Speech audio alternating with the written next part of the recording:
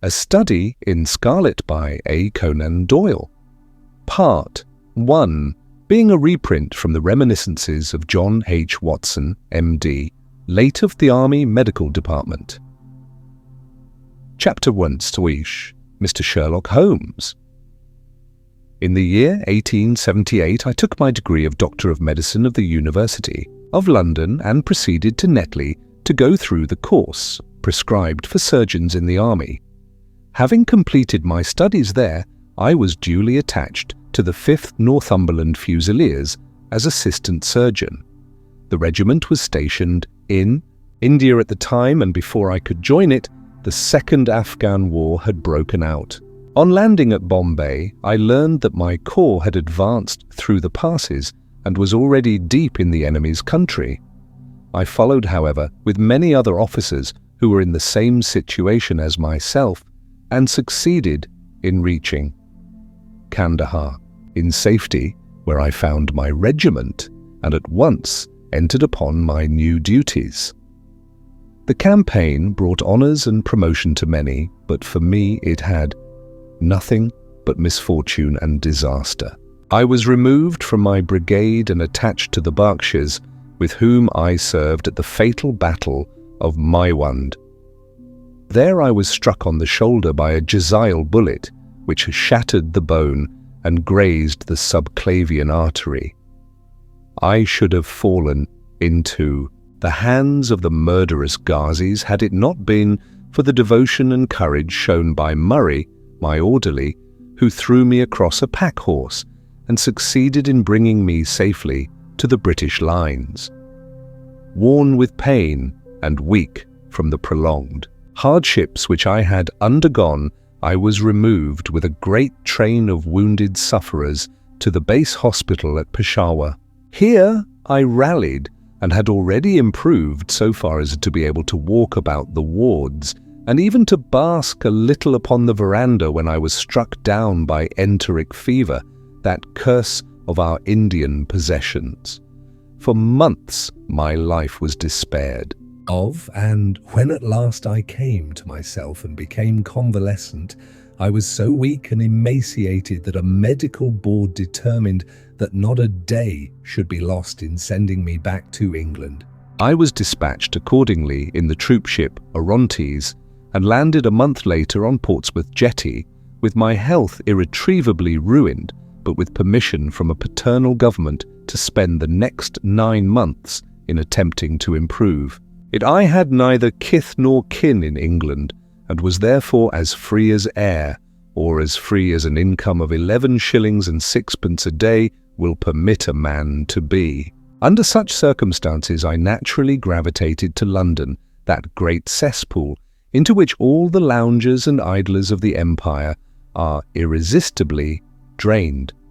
There I stayed for some time at a private hotel in the Strand, leading a comfortless, meaningless existence and spending such money as I had considerably more freely than I ought.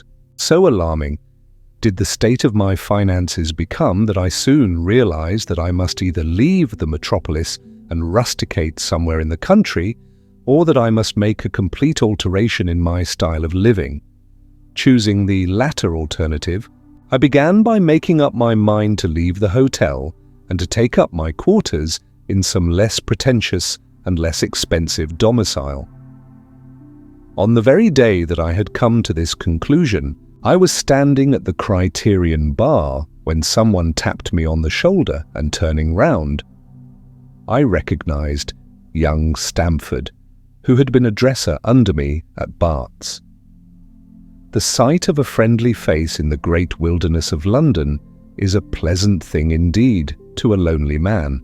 In old days, Stamford had never been a particular crony of mine, but now I hailed him with enthusiasm, and he, in his turn, appeared to be delighted to see me. In the exuberance of my joy, I asked him to lunch with me at the Holborn, and we started off together in a hansom.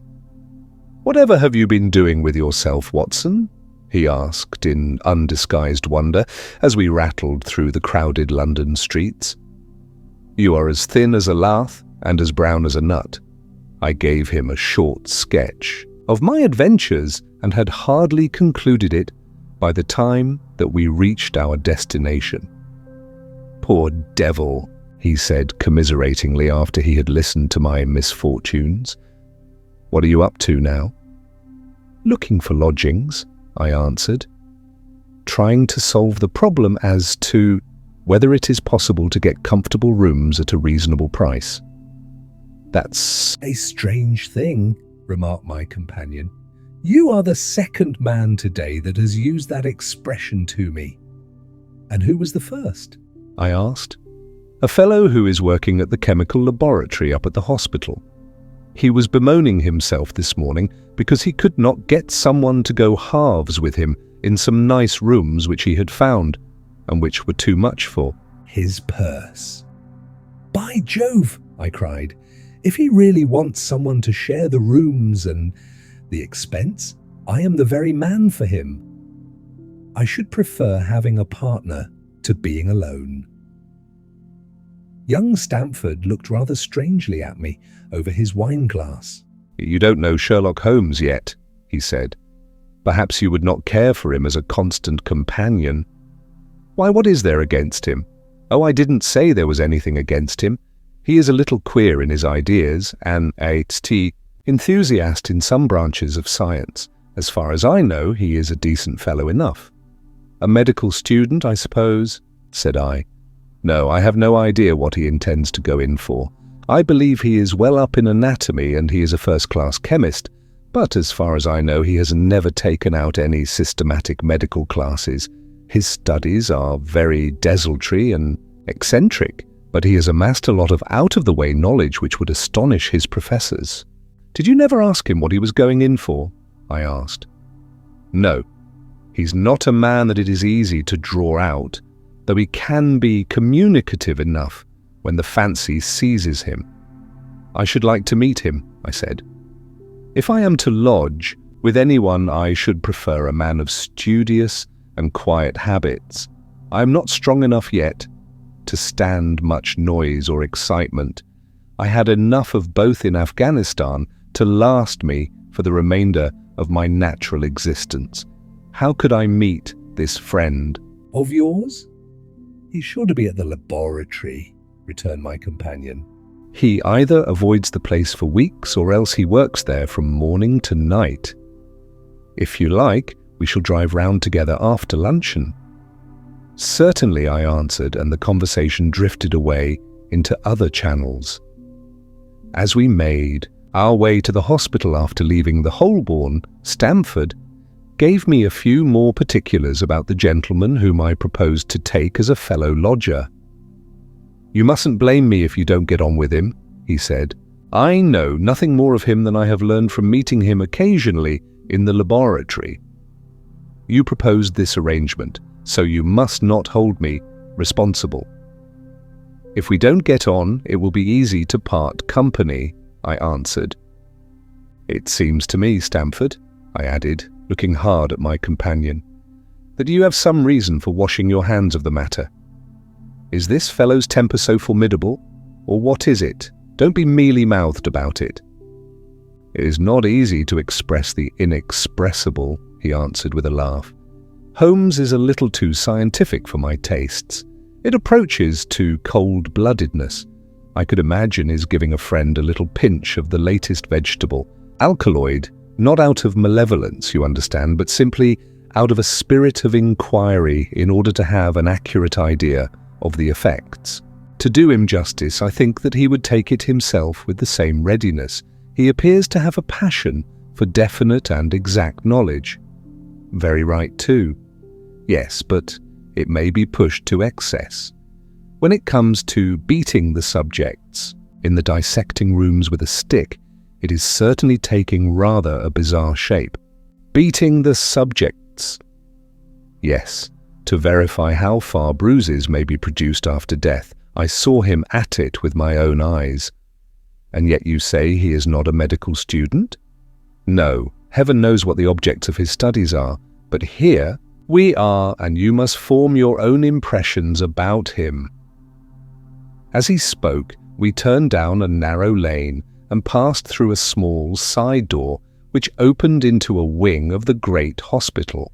It was familiar ground to me, and I needed no guiding as we ascended the bleak stone staircase and made our way down the long corridor with its vista of whitewashed wall and dun-coloured doors. Near the further end, a low arched passage branched away from it and led to the chemical laboratory. This was a lofty chamber, lined and littered with countless bottles. Broad, low tables were scattered about, which bristled with retorts, test tubes, and little Bunsen lamps with their blue, flickering flames. There was only one student in the room, who was bending over a distant table, absorbed in his work. At the sound of our steps, he glanced round and sprang to his feet with a cry of pleasure. "I found it! I found it!" he shouted to my companion, running towards us with a test tube in his hand. "I have found our agent, which is precipitated by hemoglobin and by nothing else." Had he discovered a gold mine, greater delight could not have shone upon his features. "Dr. Watson, Mr. Sherlock Holmes," said Stamford, introducing us. "How are you?" he said cordially, gripping my hand with a strength for which I should hardly have given him credit. "You have been in Afghanistan, I perceive." "How on earth did you know that?" I asked in astonishment. "Never mind," said he, chuckling to himself. "The question now is about hemoglobin. No doubt you see the significance of this discovery of mine." "It is interesting. Chemically, no doubt," I answered. "But practically—" "Why, man, it is the most practical medico-legal discovery for years. Don't you see that it gives us an infallible test for blood stains? Come over here now." He seized me by the coat sleeve in his eagerness and drew me over to the table at which he had been working. "Let us have some fresh blood," he said, digging a long bodkin into his finger and drawing off the resulting drop of blood in a chemical pipette. "Now, I add this small quantity of blood to a litre of water. You perceive that the resulting mixture has the appearance of pure water. The proportion of blood cannot be more than 1 in a million. I have no doubt, however, that we shall be able to obtain the characteristic reaction." As he spoke, he threw into the vessel a few white crystals and then added some drops of a transparent fluid. In an instant, the contents assumed a dull, mahogany colour, and a brownish dust was precipitated to the bottom of the glass jar. "Ha, ha, ha," he cried, clapping his hands and looking as delighted as a child with a new toy. "What do you think of that?" "It seems to be a very delicate test," I remarked. "Beautiful, beautiful." The old Guiacum test was very clumsy and uncertain. So is the microscopic examination for blood corpuscles. The latter is valueless. If the stains are a few hours old, now this appears to act as well whether the blood is old or new. Had this test been invented, there are hundreds of men now walking the earth who would long ago have paid the penalty of their crimes. "Indeed," I murmured. "Criminal cases are continually hinging upon that one point. A man is suspected of a crime months perhaps after it has been committed. His linen or clothes are examined and brownish stains discovered upon them. Are they blood stains or mud stains or rust stains or fruit stains, or what are they? That is a question which has puzzled many an expert. And why? Because there was no reliable test. Now we have the Sherlock Holmes's test, and there will no longer be any difficulty." His eyes fairly glittered as he spoke, and he put his hand over his heart and bowed as if to some applauding crowd conjured up by his imagination. "You are to be congratulated," I remarked, considerably surprised at his enthusiasm. "There, was the case of von Bischoff at Frankfurt last year. He would certainly have been hung had this test been in existence. Then there was Mason of Bradford, and the notorious Miller, and Lefebvre of Montpellier, and Samson of New Orleans. I could name a score of cases in which it would have been decisive. "You seem to be a walking calendar of crime," said Stamford, with a laugh. "You might start a paper on those lines, call it the Police News of the Past." "Very interesting reading it might be made too," remarked Sherlock Holmes, sticking a small piece of plaster over the prick on his finger. "I have to be careful," he continued, turning to me with a smile, "for I dabble with poisons a good deal."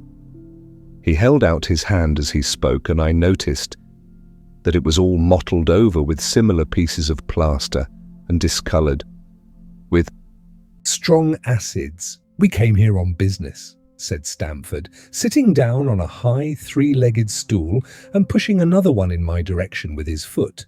"My friend here wants to take diggings, and as you were complaining that you could get no one to go halves with you, I thought that I had better bring you together." Sherlock Holmes seemed delighted at the idea of sharing his rooms with me. "I have my eye on a suite in Baker Street," he said, "which would suit us down to the ground. You don't mind the smell of strong tobacco, I hope?" "I always smoke ships myself," I answered. "That's good enough. I generally have chemicals about and occasionally do experiments. Would that annoy you?" "By no means." "Let me see. What are my other shortcomings? I get in the dumps at times and don't open my mouth for days on end. You must not think I am sulky when I do that. Just let me alone and I'll soon be right. What have you to confess now? It's just as well for two fellows to know the worst of one another before they begin to live together." I laughed at this cross-examination.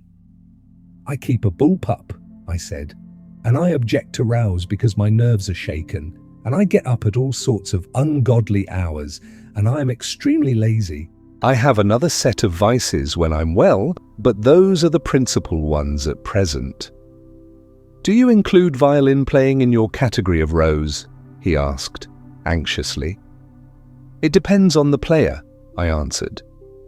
"A well-played violin is a treat for the gods, a badly played one." "Oh, that's all right," he cried with a merry laugh. "I think we may consider the thing as settled, that is, if the rooms are agreeable to you." "When shall we see them?" "Call for me here at noon tomorrow, and we'll go together and settle everything," he answered. "All right, noon exactly," said I, shaking his hand. We left him working among his chemicals, and we walked together towards my hotel. "By the way," I asked suddenly, stopping and turning upon Stamford, "how the deuce did he know that I had come from Afghanistan?" My companion smiled an enigmatical smile. "That's just his little peculiarity," he said. "A good many people have wanted to know how he finds things out." "Oh, a mystery, is it?" I cried, rubbing my hands. "This is very piquant. I'm much obliged to you for bringing us together. The proper study of a mankind is man, you know." "You must study him then," Stamford said as he bade me goodbye. "You'll find him a knotty problem, though. I'll wager he learns more about you than you about him. Goodbye." "Goodbye," I answered, and strolled on to my hotel, considerably interested in my new acquaintance. Chapter 2. The Science of Deduction. We met next day as he had arranged and inspected the rooms at number 221B Baker Street, of which he had spoken at our meeting. They consisted of a couple of comfortable bedrooms and a single large airy sitting room, cheerfully furnished and illuminated by two broad windows, so desirable. In every way were the apartments, and so moderate did the terms seem when divided between us that the bargain was concluded upon the spot, and we at once entered into possession. That very evening I moved my things round from the hotel, and on the following morning Sherlock Holmes followed me with several boxes and portmanteaus. For a day or two, we were busily employed in unpacking and laying out our property to the best advantage. That done, we gradually began to settle down and to accommodate ourselves to our new surroundings. Holmes was certainly not a difficult man to live with. He was quiet in his ways, and his habits were regular. It was rare for him to be up after 10 at night, and he had invariably breakfasted and gone out before I rose in the morning. Sometimes he spent his day at the chemical laboratory, sometimes in the dissecting rooms, and occasionally in long walks which appeared to take him into the lowest portions of the city. Nothing could exceed his energy when the working fit was upon him. But now and again a reaction would seize him, and for days on end he would lie upon the sofa in the sitting room, hardly uttering a word or moving a muscle from morning to night. On these occasions I have noticed such a dreamy, vacant expression in his eyes that I might have suspected him of being addicted to the use of some narcotic, had not the temperance and cleanliness of his whole life forbidden such a notion. As the weeks went by, my interest in him and my curiosity as to his aims in life gradually deepened and increased. His very person and appearance were such as to strike the attention of the most casual observer. In height, he was rather over 6 feet, and so excessively lean that he seemed to be considerably taller. His eyes were sharp and piercing save during those intervals of torpor to which I have alluded, and his thin, hawk-like nose gave his whole expression an air of alertness and decision. His chin, too, had the prominence and squareness which mark the man of determination. His hands were invariably blotted with ink and stained with chemicals, yet he was possessed of extraordinary delicacy of touch, as I frequently had occasions to observe when I watched him manipulating his fragile philosophical instruments. The reader may set me down as a hopeless busybody when I confess how much this man stimulated my curiosity and how often I endeavored to break through the reticence which he showed on all that concerned himself. Before pronouncing judgment, however, be it remembered how objectless was my life and how little there was to engage my attention.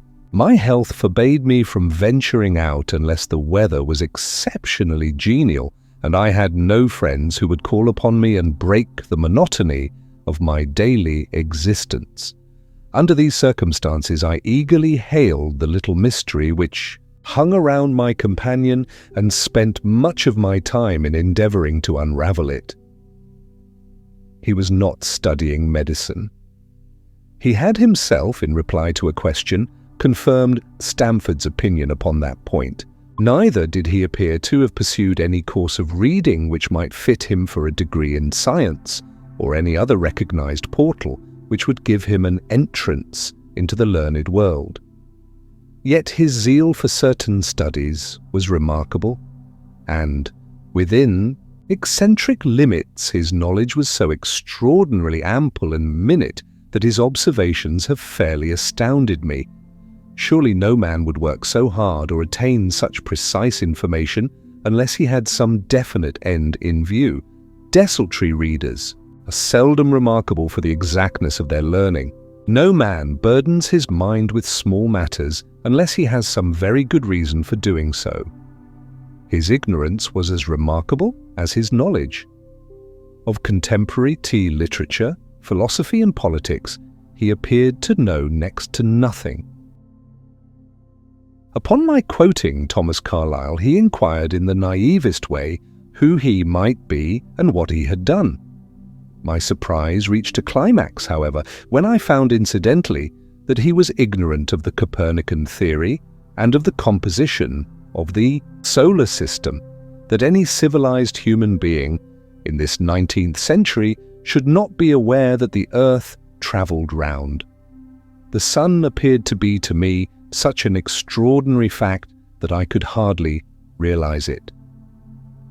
"You appear to be astonished," he said, smiling at my expression of surprise, and now that I do know it, I shall do my best to forget it. To forget it? You see, he explained, I consider that a man's brain originally is like a little empty attic, and you have to stock it with such furniture as you choose. A fool takes in all the lumber of every sort that he comes across, so that the knowledge which might be useful to him gets crowded out, or, at best, is jumbled up with a lot of other things, so that he has a difficulty in laying his hands upon it. Now the skillful workman is very careful indeed as to what he takes into his brain attic. He will have nothing but the tools which may help him in doing his work, but of these he has a large assortment, and all in the most perfect order. It is a mistake to think that that little room has elastic walls and can distend to any extent. Depend upon it. There comes a time when for every addition of knowledge you forget something that you knew before. It is of the highest importance, therefore, not to have useless facts elbowing out the useful ones. But the solar system, I protested. What the deuce is it to me? He interrupted impatiently. You say that we go round the sun? If we went round the moon, it would not make a pennyworth of difference to me or to my work. I was on the point of asking him what that work might be, but something in his manner showed me that the question would be an unwelcome one. I pondered over our short conversation, however, and endeavoured to draw my deductions from it. He said that he would acquire no knowledge which did not bear upon his object. Therefore, all the knowledge which he possessed was such as would be useful to him. I enumerated in my own mind all the various points upon which he had shown me that he was exceptionally well informed. I even took a pencil and jotted them down. I could not help smiling at the document when I had completed it. It ran in this way: Sherlock Holmes, his limits, knowledge of literature, nil 2, philosophy, nil 3, astronomy, nil T, politics, feeble, botany, variable, well up in belladonna, opium, and poisons generally, knows nothing of practical gardening. Geology, practical but limited, tells at a glance different soils from each other. After walks has shown me splashes upon his trousers, and told me by their colour and consistence in what part of London he had received them. Chemistry, profound. Anatomy, accurate but unsystematic. Sensational literature, immense. He appears to know every detail of every horror perpetrated in the century. Plays the violin well. Seventh is an expert single-stick player, boxer and swordsman. T has a good practical knowledge of British law. When I had got so far in my list, I threw it into the fire in despair. If I can only find what the fellow is driving at by reconciling all these accomplishments and discovering a calling which needs them all, I said to myself, I may as well give up the attempt at once. I see that I have alluded above to his powers upon the violin. These were very remarkable, but as eccentric as all his other accomplishments. That he could play pieces, and difficult pieces, I knew well, because at my request he has played me some of Mendelssohn's Lieder and other favourites. When left to himself, however, he would seldom produce any music or attempt any recognised air. Leaning back in his armchair of an evening, he would close his eyes and scrape carelessly at the fiddle which was thrown across his knee. Sometimes the chords were sonorous and melancholy. Occasionally, they were fantastic and cheerful. Clearly, they reflected the thoughts which possessed him, but whether the music aided those thoughts, or whether the playing was simply the result of a whim or fancy, was more than I could determine. I might have rebelled against these exasperating solos had it not been that he usually terminated them by playing in quick succession a whole series of my favourite airs as a slight compensation for the trial upon my patience. during the first week or so we had no callers, and I had begun to think that my companion was as friendless a man as I was myself. Presently, however, I found that he had many acquaintances, and those in the most different classes of society. There was one little sallow, rat-faced, dark-eyed fellow who was introduced to me as Mr. Lestrade, and who came 3 or 4 times in a single week. One morning a young girl called, fashionably dressed, and stayed for half an hour or more. The same afternoon brought a grey-headed, seedy visitor, looking like a Jew peddler, who appeared to me to be much excited, and who was closely followed by a slipshod elderly woman. On another occasion, an old white-haired gentleman had an interview with my companion, and on another a railway porter in his velveteen uniform. When any of these nondescript individuals put in an appearance, Sherlock Holmes used to beg for the use of the sitting room, and I would retire to my bedroom. He always apologized to me for putting Mommy to this inconvenience.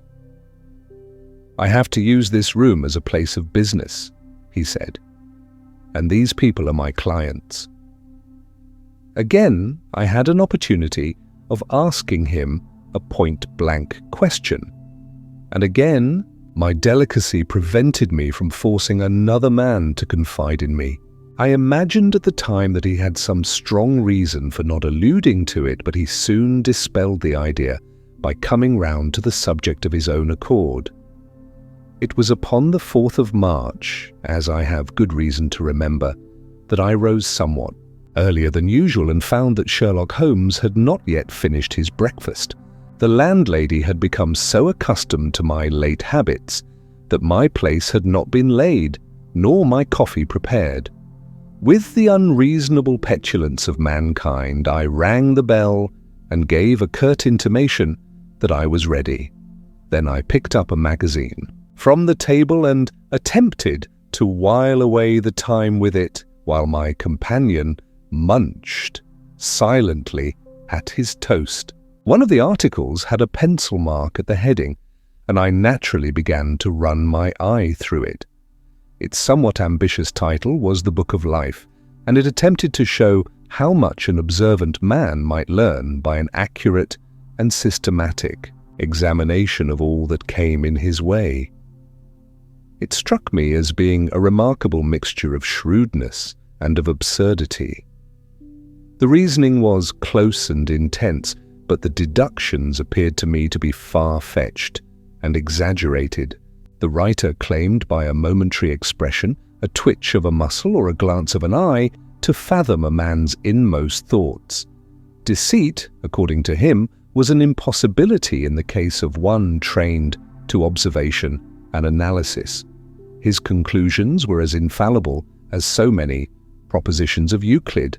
So startling would his results appear to the uninitiated that until they learned the processes by which he had arrived at them, they might well consider him as a necromancer.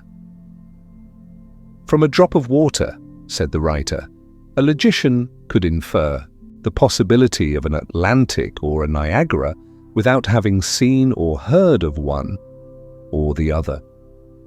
So, all life is a great chain, the nature of which is known whenever we are shown a single link of it. Like all other arts, the science of deduction and analysis is one which can only be acquired by long and patient study, nor is life long enough to allow any mortal to attain the highest possible perfection in it. Before turning to those moral and mental aspects of the matter which present the greatest difficulties, let the inquirer begin by mastering more elementary problems. Let him, on meeting a fellow mortal, learn at a glance to distinguish the history of the man and the trade or profession to which he belongs. Puerile as such an exercise may seem, it sharpens the faculties of observation and teaches one where to look and what to look for. By a man's fingernails, by his coat sleeve, by his boot, by his trouser knees, by the callosities of his forefinger and thumb, by his expression, by his shirt cuffs, By each of these things a man's calling is plainly revealed. That all united should fail to enlighten the competent inquirer in any case is almost inconceivable." "What ineffable twaddle," I cried, slapping the magazine down on the table. "I never read such rubbish in my life." "What is it?" asked Sherlock Holmes. "Why, this article," I said, pointing at it with my egg spoon as I sat down to my breakfast. "I see that you have read it since you have marked it. I don't deny that it is smartly written. It irritates me, though. It is evidently the theory of some armchair lounger who evolves all these neat little paradoxes in the seclusion of his own study. It is not practical. I should like to see him clapped down in a third-class carriage on the Underground and asked to give the trades of all his fellow travellers. I would lay 1,000 to 1 against him." "You would lose your money," Sherlock Holmes remarked calmly. "As for the article, I wrote it myself." "You?" "Yes, I have a turn both for observation and for deduction. The theories which I have expressed there and which appear to you to be so chimerical are really extremely practical, so practical that I depend upon them for my bread and cheese." "And how?" I asked involuntarily.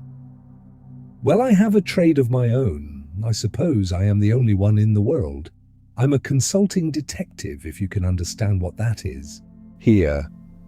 In London, we have lots of government detectives and lots of private ones. When these fellows are at fault, they come to me and I manage to put them on the right scent.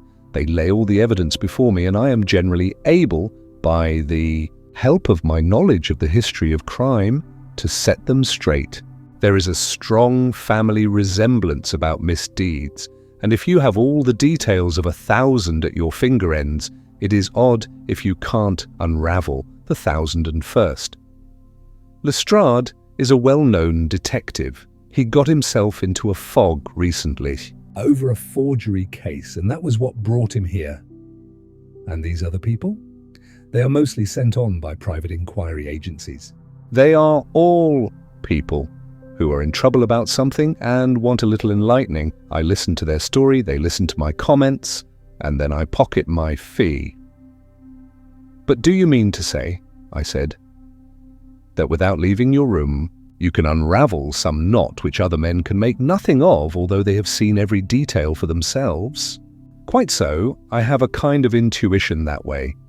Now and again, a case turns up which is a little more complex.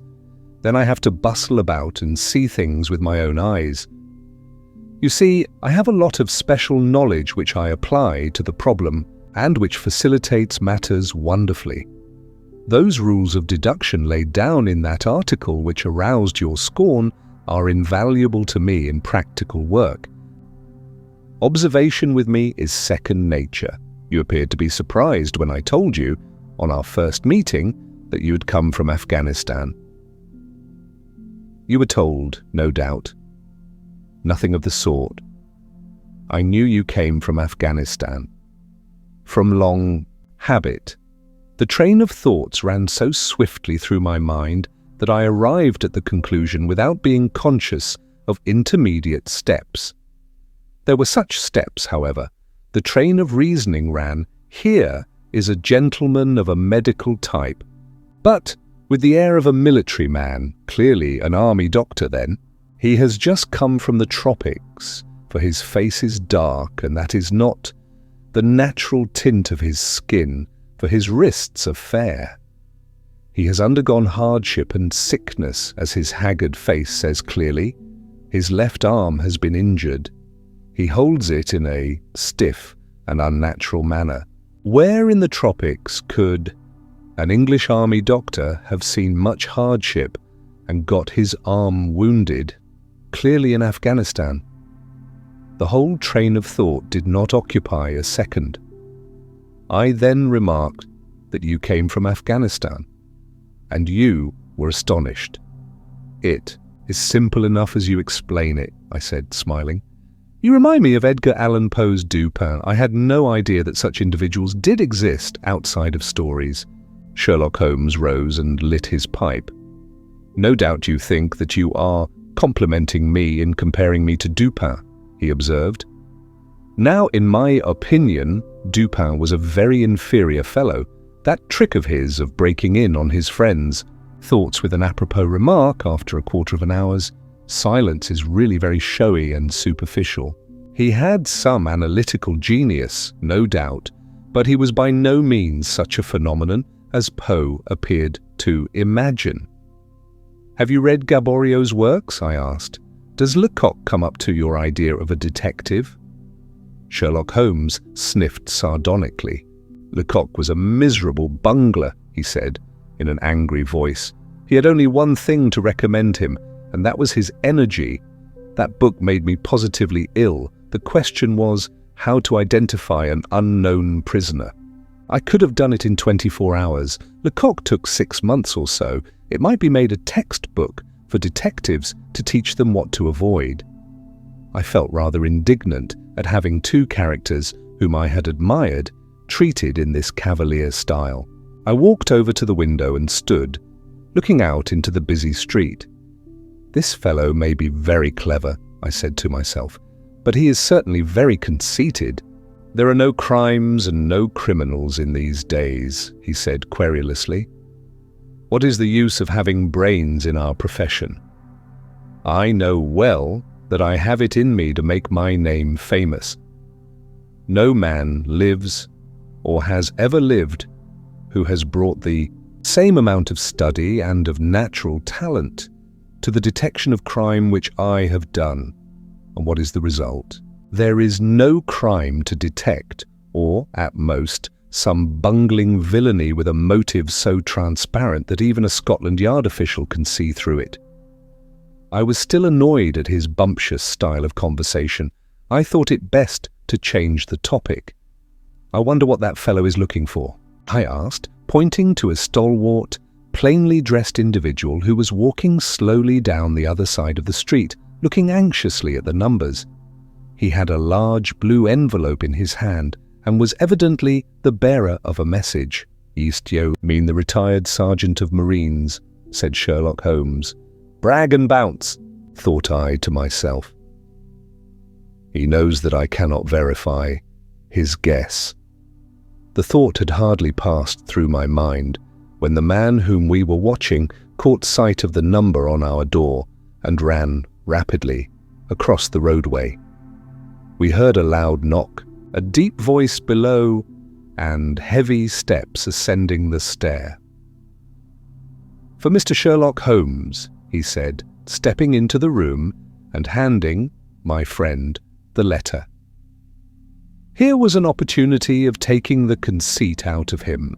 He little thought of this when he made that random shot. "May I ask, my lad," I said, in the blandest voice, "what your trade may be?" "Commissionaire, sir," he said gruffly. "Uniform away for repairs." "And you were?" I asked with a slightly malicious glance at my companion. "A sergeant, sir. Royal Marine Light Infantry, sir." "No answer?" "Right, sir." He clicked his heels together, raised his hand in a salute, and was gone. Chapter the Wasi, The Lauriston Gardens Mystery. I confess that I was considerably startled by this fresh proof of the practical nature of my companion's theories. My respect for his powers of analysis increased wondrously. There still remained some lurking suspicion in my mind, however, that the whole thing was a prearranged episode, intended to dazzle me, though what earthly object he could have in taking me in was past my comprehension. When I looked at him, he had finished reading the note, and his eyes had assumed the vacant, lackluster expression which showed mental abstraction. "How in the world did you deduce that?" I asked. "Deduce what?" said he petulantly. "Why, that he was a retired sergeant of Marines." "I have no time for trifles," he answered, brusquely, then with a smile. "Excuse my rudeness." You broke the thread of my thoughts, but perhaps it is as well. So you actually were not able to see that that man was a sergeant of Marines? No, indeed. It was easier to know it than to explain why I knew it.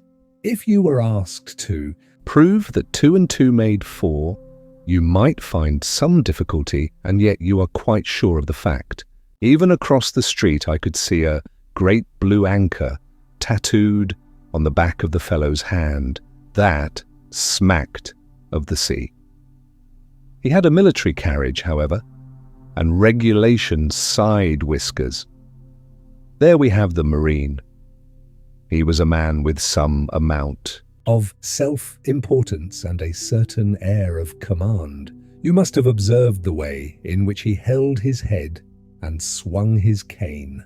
A steady, respectable, middle-aged man too on the face of him, all facts which led me to believe that he had been a sergeant. "Wonderful," I ejaculated. "Commonplace," said Holmes, though I thought from his expression that he was pleased at my evident surprise and admiration. "I said just now that there were no criminals. It appears that I am wrong. Look at this." He threw me over the note which the commissionaire had brought. "Why?" I cried, as I cast my eye over it. "This is terrible." "It does seem to be a little out of the common," he remarked calmly. "Would you mind reading it to me aloud?" This is the letter which I read to him. "My dear Mr. Sherlock Holmes, there has been a bad business during the night at 3 Lauriston Gardens off the Brixton Road.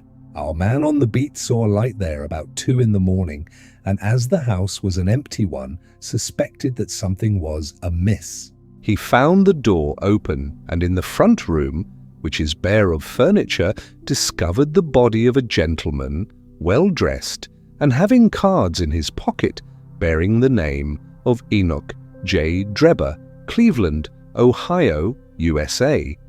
There had been no robbery, nor is there any evidence as to how the man met his death. There are marks of blood in the room, but there is no wound upon his person. We are at a loss as to how he came into the empty house. Indeed, the whole affair is a puzzler. If you can come round to the house any time before 12, you will find me there. I have left everything in statu quo until I hear from you. If you are unable to come, I shall give you fuller details, and would esteem it a great kindness if you would favour me with your opinion.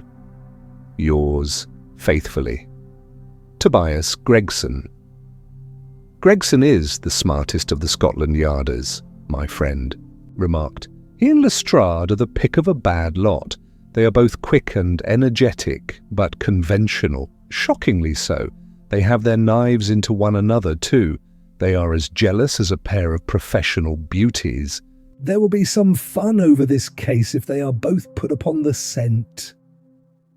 I was amazed at the calm way in which he rippled on. Surely there is not a moment to be lost, I cried. Shall I go and order you a cab? I'm not sure about whether I shall go. I am the most incurably lazy devil that ever stood in shoe leather. That is, when the fit is on me, for I can be spry enough at times. Why, it is just such a chance as you have been longing for. Dear fellow, what does it matter to me? Supposing I unravel the whole matter, you may be sure that Gregson, Lestrade, and Co. will pocket all the credit. That comes of being an unofficial personage. But he begs you to help him. Yes, he knows that I am his superior, and acknowledges it to me. But he would cut his tongue out before he would own it to any third person. However, we may as well go and have a look. I shall work it out on my own. Chihook. I may have a laugh at them if I have nothing else. Come on. He hustled on his overcoat and bustled about in a way that showed that an energetic fit had superseded the apathetic one. "Get your hat," he said. "You wish me to come?" "Yes, if you have nothing better to do." A minute later, we were both in a hansom, driving furiously for the Brixton Road. It was a foggy, cloudy morning, and a dun-coloured veil hung over the housetops, looking like the reflection of the mud-coloured streets beneath.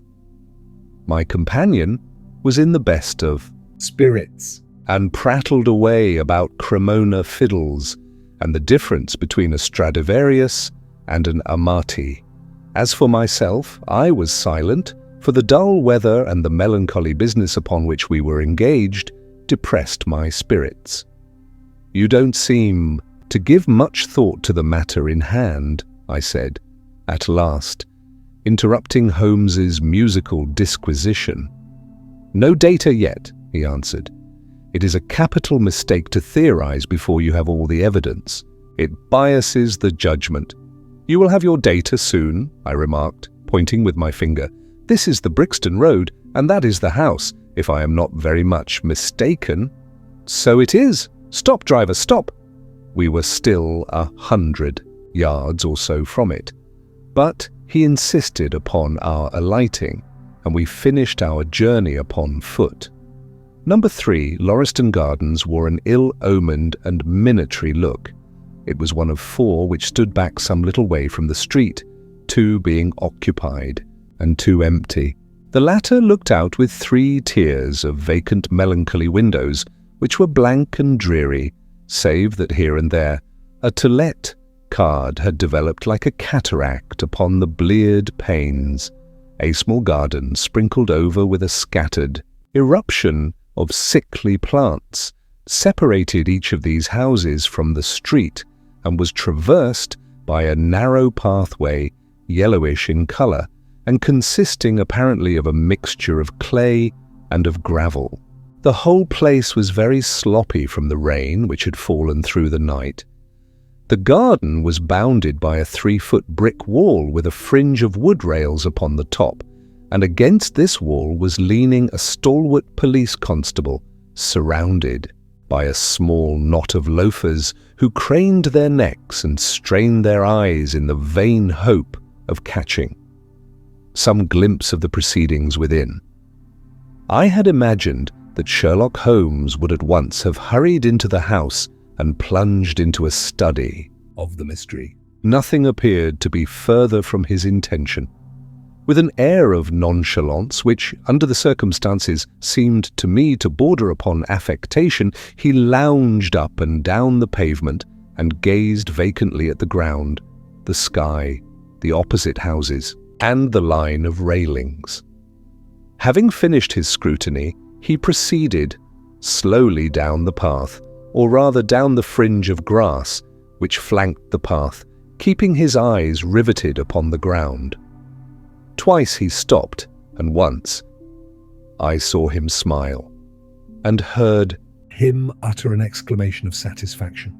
There were many marks of footsteps upon the wet clay soil, but since the police had been coming and going over it, I was unable to see how my companion could hope to learn anything from it.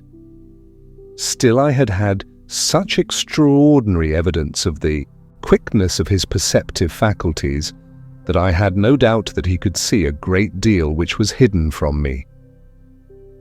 At the door of the house we were met by a tall, white-faced, flaxen-haired man with a notebook in his hand, who rushed forward and wrung my companion's hand with effusion. "It is indeed kind of you to come," he said. "I have had everything left untouched." "Except that," my friend answered, pointing at the pathway. "If a herd of the buffaloes had passed along, there could not be a greater mess. No doubt, however, you had drawn your own conclusions, Gregson, before you permitted this." "I have had so much to do inside the house," the detective said evasively. "My colleague, Mr. Lestrade, is here. I had relied upon him to look after this."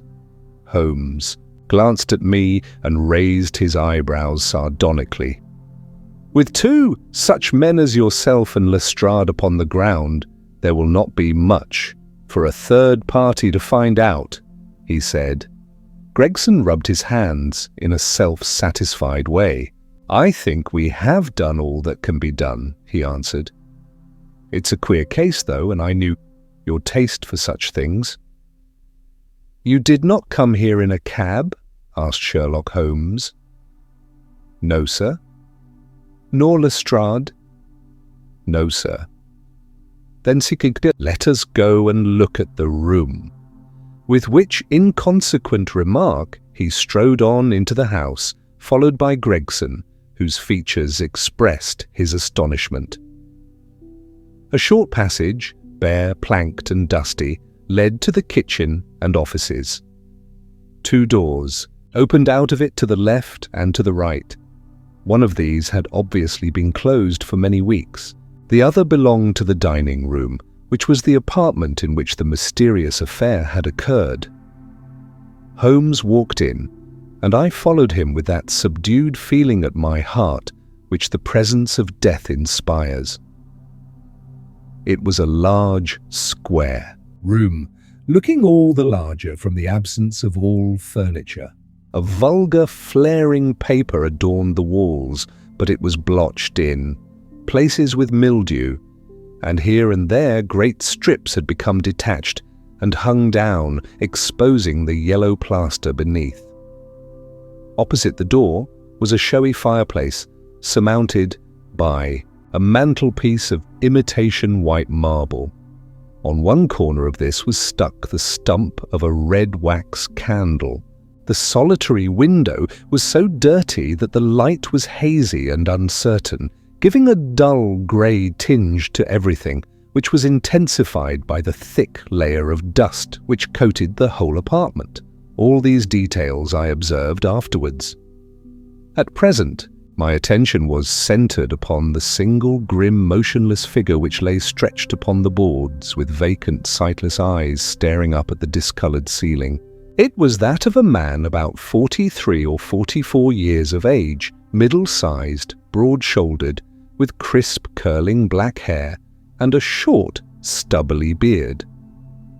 He was dressed in a heavy broadcloth frock coat and waistcoat, with light-coloured trousers and immaculate collar and cuffs. A top hat, well brushed and trim, was placed upon the floor beside him.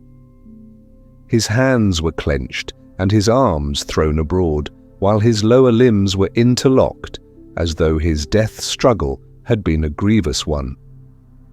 On his rigid face there stood an expression of horror, and as it seemed to me, of hatred, such as I have never seen upon human features. This malignant and terrible contortion, combined with the low forehead, blunt nose and prognathous jaw, gave the dead man a singularly simious and ape-like appearance, which was increased by his writhing, unnatural posture.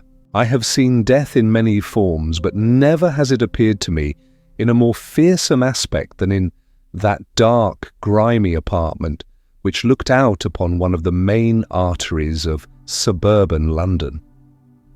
Lestrade, lean and ferret-like as ever, was standing by the doorway and greeted my companion and myself.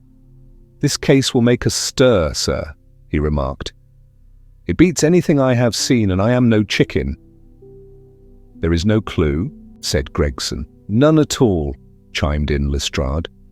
Sherlock Holmes approached the body and, kneeling down, examined it intently. "You are sure that there is no wound?" he asked, pointing to numerous gouts and splashes of blood which lay all round. "Positive!" cried both detectives. "Then, of course, this blood belongs to a second individual, presumably the murderer, if murder has been committed." "It reminds me of the circumstances attendant on the death of Van Jansen in Utrecht in the year 34. Do you remember the case, Gregson?" "No, sir." "Read it up. You really should. There is nothing new under the sun. It has all been done before." As he spoke, his nimble fingers were flying here, there and everywhere, feeling, pressing, unbuttoning, examining, while his eyes wore the same far-away expression which I have already remarked upon. So swiftly was the examination made that, One would hardly have guessed the minuteness with which it was conducted. Finally, he sniffed the dead man's lips and then glanced at the soles of his patent leather boots. "He has not been moved at all?" he asked.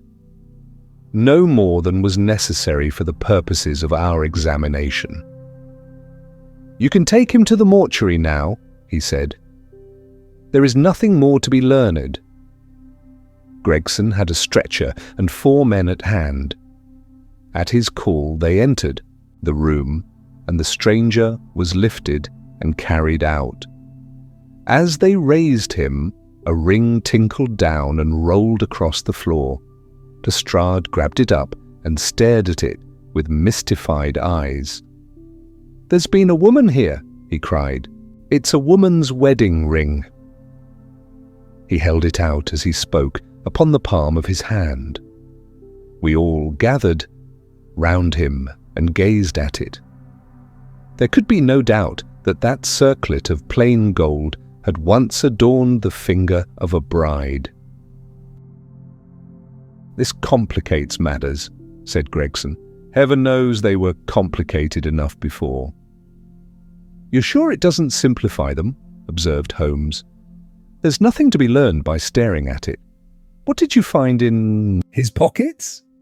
We have it all here," said Gregson, pointing to a litter of objects upon one of the bottom steps of the stairs. "A gold watch, number 97163 by Barrold of London. Gold Albert chain, very heavy and solid. Gold ring with Masonic device. Gold pin, bulldog's head with rubies as eyes. Russian leather card case with cards of Enoch J. Drebber of Cleveland, corresponding with the EJD upon the linen. No purse, but loose money to the extent of £7.13. Pocket edition of Boccaccio's Decameron, with name of Joseph Stangerson upon the fly leaf. 2 letters, one addressed to E.J. Drebber and one to Joseph Stangerson. At what address? American Exchange, Strand, to be left till called for. They are both from the Guion Steamship Company and refer to the sailing of their boats from Liverpool. It is clear that this unfortunate man was about to return to New York. Have you made any inquiries as to this man, Stangerson? I did it at once, sir, said Gregson. I have had advertisements sent to all the newspapers, and one of my men has gone to the American Exchange, but he has not returned yet. Have you sent to Cleveland? We telegraphed this morning. How did you word your inquiries? We simply detailed the circumstances and said that we should be glad of any information which could help us. You did not ask for particulars on any point which appeared to you to be all crucial. I asked about Stangerson. Nothing else? Is there no circumstance on which this whole case appears to hinge? Will you not telegraph again? I have said all I have to say, said Gregson in an offended voice. Sherlock Holmes chuckled to himself and appeared to be about to make some remark when Lestrade, who had been in the front room while we were holding this conversation in the hall, reappeared upon the scene, rubbing his hands in a pompous and self-satisfied manner. Mr. Gregson, he said, I have just made a discovery of the highest importance, and one which would have been overlooked had I not made a careful examination of the walls. The little man's eyes sparkled as he spoke, and he was evidently in a state of suppressed exultation at having scored a point against his colleague. Come here, he said, bustling back into the room, the atmosphere of which felt clearer since the removal of its ghastly inmate. Now stand there. He struck a match on his boot and held it up against the wall. Look at that, he said triumphantly. I have remarked that the paper had fallen away in parts. In this particular corner of the room, a large piece had peeled off, leaving a yellow square of coarse plastering. Across this bare space there was scrawled in blood-red letters a single word: rake. "What do you think of that?" cried the detective, with the air of a showman exhibiting his show. This was overlooked because it was in the darkest corner of the room, and no one thought of looking there. "The murderer has written it with his or her own blood. See this smear where it has trickled down the wall. That disposes of the idea of suicide anyhow. Why was that corner chosen to write it on? I will tell you. See that candle on the mantelpiece? It was lit at the time, and if it was lit, this corner would be the brightest instead of the darkest portion of the wall." "And what does it mean now that you've found it?" asked Gregson in a depreciatory voice. "Mean? Why, it means that the writer was going to put the female name Rachel, but was disturbed before he or she had time to finish. You mark my words, when this case comes to be cleared up, you will find that a woman named Rachel has something to do with it. It's all very well for you to laugh, Mr. Sherlock Holmes. You may be very smart and clever, but the old hound is the best when all is said and done." "I really beg your pardon," said my companion, who had ruffled the little man's temper by bursting into an explosion of laughter. "You certainly have the credit of being the first of us to find this out, and as you say, it bears every mark of having been written by the other participant in last night's mystery. I have not had time to examine this room yet, but with your permission, I shall do so now." As he spoke, he whipped a tape measure and a large, round magnifying glass from his pocket. With these two implements, he trotted noiselessly about the room, sometimes stopping, occasionally kneeling, and once lying flat upon his face. So engrossed was he with his occupation that he appeared to have forgotten our presence, for he chattered away to himself under his breath the whole time, keeping up a running fire of exclamations, groans, whistles, and little cries, suggestive of encouragement and of hope. As I watched him, I was irresistibly reminded of a pure-blooded, well-trained foxhound as it dashes backwards and forwards through the covert, whining in its eagerness until it comes across the lost scent. For 20 minutes or more he continued his researches, measuring with the most exact care the distance between marks which were entirely invisible to me, and occasionally applying his tape to the walls in an equally incomprehensible manner. In one place he gathered up very carefully a little pile of grey dust from the floor and packed it away in an envelope. Finally, he examined with his glass the word upon the wall, going over every letter of it with the most minute exactness. This done, he appeared to be satisfied, for he replaced his tape and his glass in his pocket. "They say that genius is an infinite capacity for taking pains," he remarked with a smile. "It's a very bad definition, but it does apply to detective work." Gregson and Lestrade had watched the manoeuvres of their amateur companion with considerable curiosity and some contempt. They evidently failed to appreciate the fact, which I had begun to realize, that Sherlock Holmes' smallest actions were all directed towards some definite and practical end. "What do you think of it, sir?" they both asked. "It would be robbing you of the credit of the case if I was to presume to help you," remarked my friend. "You are doing so well now that it would be a pity for anyone to interfere." There was a world of sarcasm in his voice as he spoke. "If you will let me know how your investigations go," he continued, "I shall be happy to give you any help I can.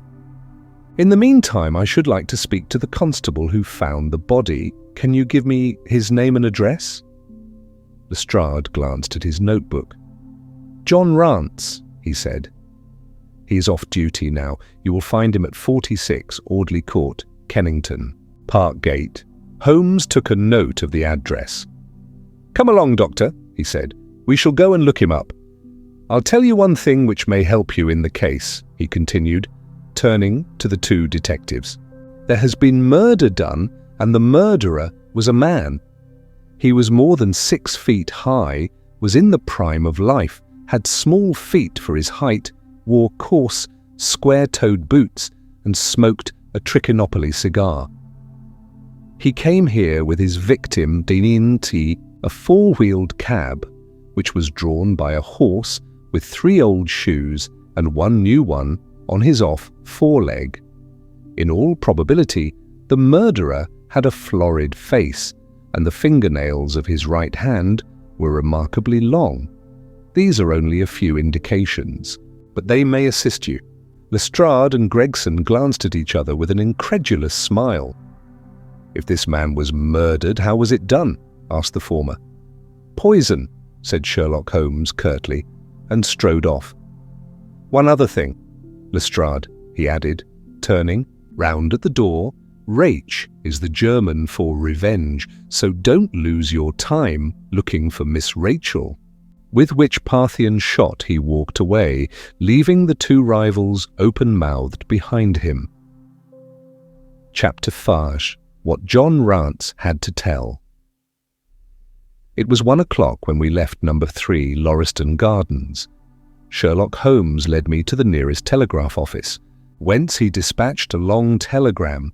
He then hailed a cab and ordered the driver to take us to the address given us by Lestrade. There is nothing like first-hand evidence, he remarked. As a matter of fact, my mind is entirely made up upon the case, but still we may as well learn all that is to be learned. You amaze me, Holmes, said I. Surely you are not as sure as you pretend to be of all those particulars which you gave. There's no room for a mistake, he answered. The very first thing which I observed on arriving there was that a cab had made 2 ruts with its wheels close to the curb. Now, up to last night, we have had no rain for a week, so that those wheels which left such a deep impression must have been there during the night. There were the marks of the horses' hoofs, too, the outline of one of which was far more clearly cut than that of the other 3, showing that that was a new shoe, since the cab was there after the rain began, and was not there at any time during the morning. I have Gregson's word for that. It follows that it must have been there during the night, and therefore that it brought those 2 individuals to the house. That seems simple enough, said I, but how about the other man's height? Why, the height of a man, in 9 cases out of 10, can be told from the length of his stride.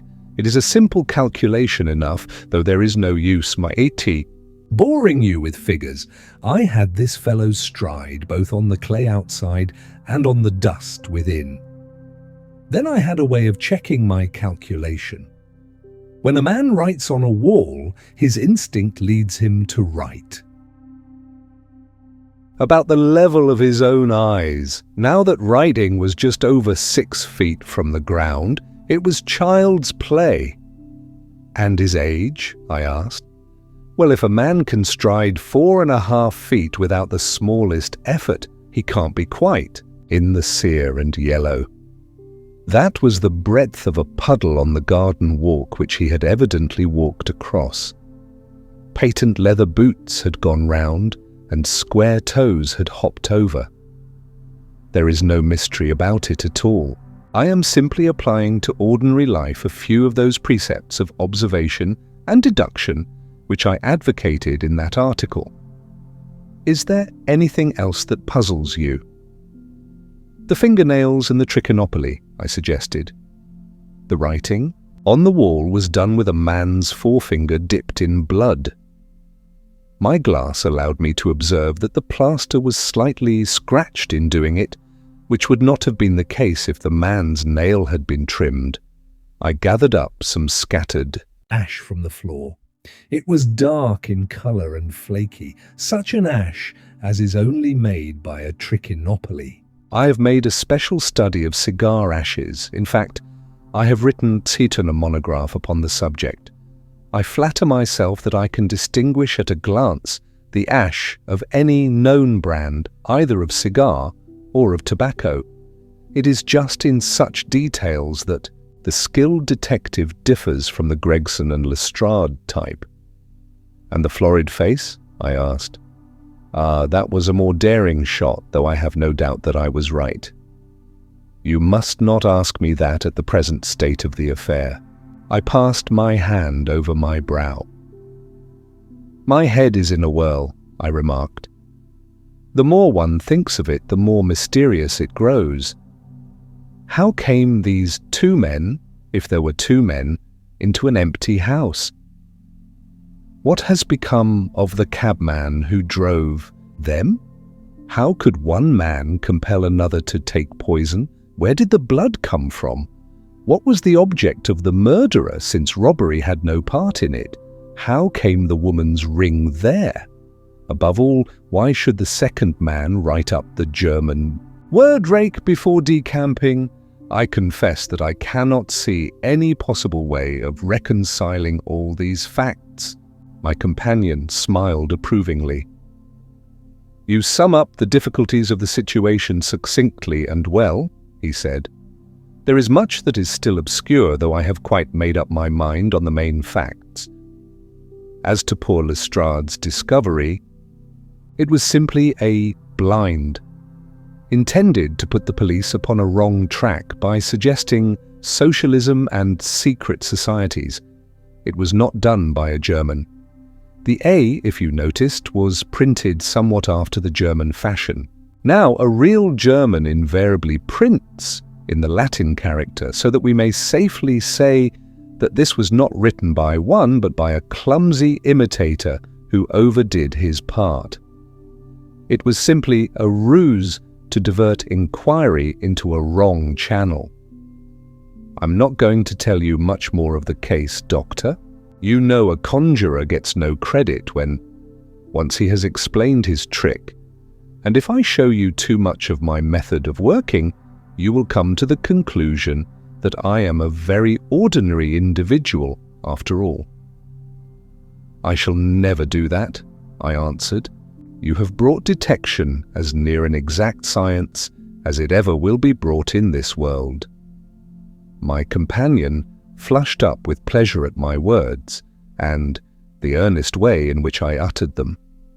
I had already observed that he was as sensitive to flattery on the score of his art as any girl could be of her beauty. "I'll tell you one other thing," he said. "Patent leathers and square toes came in the same cab, and they walked down the pathway together as friendly as possible, arm in all probability. When they got inside, they walked up and down the room, or rather, Patent leathers stood still, while Square Toes walked up and down. I could read all that in the dust, and I could read that as he walked, he grew more and more excited, that is, shown. By the increased length of his strides, he was talking all the while and working himself up, no doubt, into a fury. Then the tragedy occurred. I've told you all I know myself now, for the rest is mere surmise and conjecture. We have a good working basis, however, on which to start. We must hurry up, for I want to go to Halley's concert to hear Norman Neruda this afternoon. This conversation had occurred while our cab had been threading its way through a long succession of dingy streets and dreary byways. In the dingiest and dreariest of them, our driver suddenly came to a stand. "That's Audley Court in there," he said, pointing to a narrow slit in the line of dead-coloured brick. "You'll find me here when you come back." Audley Court was not an attractive locality. The narrow passage led us into a quadrangle paved with flags and lined by sordid dwellings. We picked our way among groups of dirty children and through lines of discoloured linen until we came to number 46, the door of which was decorated with a small slip of brass on which the name Rance was engraved. On inquiry, we found that the constable was in bed, and we were shown into a little front parlour to await his coming. He appeared presently, looking a little irritable at being disturbed in his slumbers. "I made my report at the office," he said. Holmes took a half-sovereign from his pocket and played with it, pensively. "We thought that we should like to hear it all from your own lips," he said. "I shall be most happy to tell you anything." "I can," the constable answered, with his eyes upon the little golden disc. "Just let us hear it all in your own way as it occurred." Rounce sat down on the horsehair sofa and knitted his brows as though determined not to omit anything in his narrative. "I'll tell it ye from the beginning," he said. "My time is from 10 at night to 6 in the morning. At 11 there was a fight at the White Hart, but bar that all was quiet enough on the beat. At 1 o'clock it began to rain, and I met Harry Murcher, him who has the Holland Grove beat, and we stood together at the corner of Henrietta Street a-talkin'. Presently, maybe about 2 or a little after, I thought I would take a look round and see that all was right down the Brixton Road. It was precious dirty and lonely. Not a soul did I meet all the way down, though a cab or two went past me. I was a-strolling down, thinking between ourselves how uncommon handy a 4 of a gin hot would be, when suddenly the glint of a light caught my eye in the window of that same house. Now I knew that them 2 houses in Lauriston Gardens was empty on account of him that owns them, who won't have the drains seen to, though the very last tenant what lived in one of them died o' typhoid fever. I was knocked all in a heap, therefore, at seeing a light in the window, and I suspected as something was wrong. When I got to the door, you stopped and then walked back to the garden gate, my companion interrupted. "What did you do that for?" Rance gave a violent jump and stared at Sherlock Holmes with the utmost amazement upon his features. "Why, that's true, sir," he said, "though how you come to know it, heaven only knows. You see, when I got up to the door it was so still and so lonesome that I thought I'd be none the worse for someone with me. I ain't afeard of anything on this side of the grave. But I thought that maybe it was him that died of the typhoid, inspecting the drains what killed him. The thought gave me a kind of turn, and I walked back to the gate to see if I could see Murcher's lantern, but there wasn't no sign of him nor of anyone else. There was no one in the street. Not a living soul, sir, nor as much as a dog. Then I pulled myself together and went back and pushed the door open. All was quiet inside, so I went into the room where the light was a-burning. There was a candle flickering on the mantelpiece, a red wax one, and by its light I saw— Yes, I know all that you saw. You walked round the room several times, and you knelt down by the body, and then you walked through and tried— at the kitchen door, and then John Rance sprang to his feet with a frightened face and suspicion in his eyes. "Where was you hid to see all that?" he cried. "It seems to me that you knows a deal more than you should." Holmes laughed and threw his card across the table to the constable. "Don't get arresting me for the murder," he said. I am one of the hounds, and not the wolf. Mr. Gregson or Mr. Lestrade will answer for that. Go on, though. What did you do next?" Rance resumed his seat, without, however, losing his mystified expression. I went back to the gate and sounded my whistle. That brought Murcher and 2 more to the spot. Was the street empty then? Well, it was, as far as anybody that could be of any good goes. "What do you mean?" The constable's features broadened into a grin. "I've seen many a drunk chap in my time," he said, "but never anyone so crying drunk as that cove. He was at the gate when I came out, a-leaning up agin the railings and a-singing at the pitch of his lungs about Columbine's newfangled banner, or some such stuff. He couldn't stand far less help." "What sort of a man was he?" asked Sherlock Holmes. John Rance appeared to be somewhat irritated at this digression. "He was an uncommon drunk sort of man," he said. "He'd have found hisself. in the station if we hadn't been so took up. His face, his dress, didn't you notice them? Holmes broke in impatiently. I should think I did notice them, seeing that I had to prop him up, me and Murcher between us. He was a long chap with a red face, the lower part muffled round. That will do, cried Holmes. What became of him? We'd enough to do without looking after him, the policeman said, in an aggrieved voice. I'll wager he found his way home all right. How was he dressed? A brown overcoat. Had he a whip? In his hand. A whip, no. He must have left it behind, muttered my companion. You didn't happen to see or hear a cab after that? No. There's a half-sovereign for you, my companion said, standing up and taking his hat. I am afraid, Rance, that you will never rise in the force. That head of yours should be for use as well as ornament. You might have gained your sergeant's stripes last night. The man whom you held in your hands is the man who holds the clue of this mystery and whom we are seeking. There is no use of arguing about it now. I tell you that it is so. Come along. Doctor. We started off for the cab together, leaving our informant incredulous, but obviously uncomfortable. The blundering fool, Holmes said bitterly as we drove back to our lodgings, just to think of his having such an incomparable bit of good luck and not taking advantage of it. I am rather in the dark still.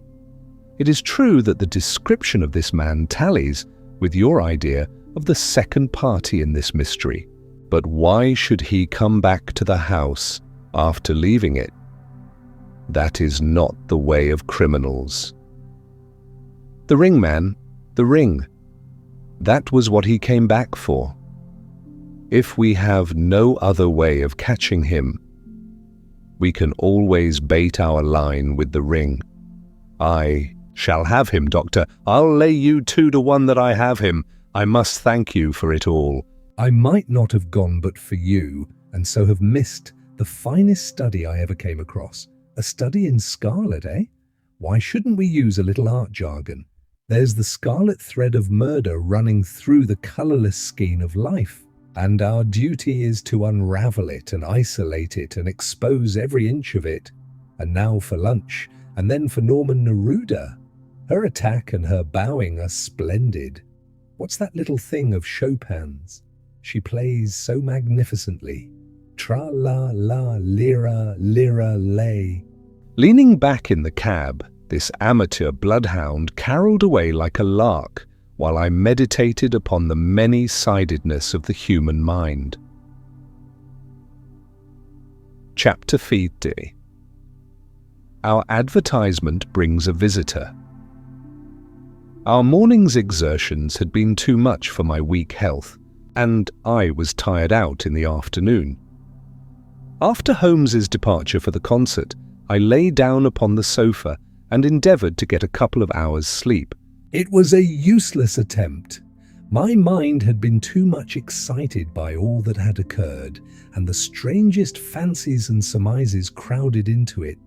Every time that I closed my eyes, I saw before me the distorted, baboon-like countenance of the murdered man. So sinister was the impression which that face had produced upon me that I found it difficult to feel anything but gratitude for him who had removed its owner from the world. If ever human features bespoke vice of the most malignant type, they were certainly those of Enoch J. Drebber of Cleveland. Still, I recognized that justice must be done, and that the depravity of the victim was no condonement in the eyes of the law. The more I thought of it, the more extraordinary did my companion's hypothesis that the man had been poisoned appear. I remembered how he had sniffed his lips and had no doubt that he had detected something which had given rise to the idea. Then again, if not poison, what had caused the man's death, since there was neither wound nor marks of strangulation? But on the other hand, Whose blood was that which lay so thickly upon the floor? There were no signs of a struggle, nor had the victim any weapon with which he might have wounded an antagonist.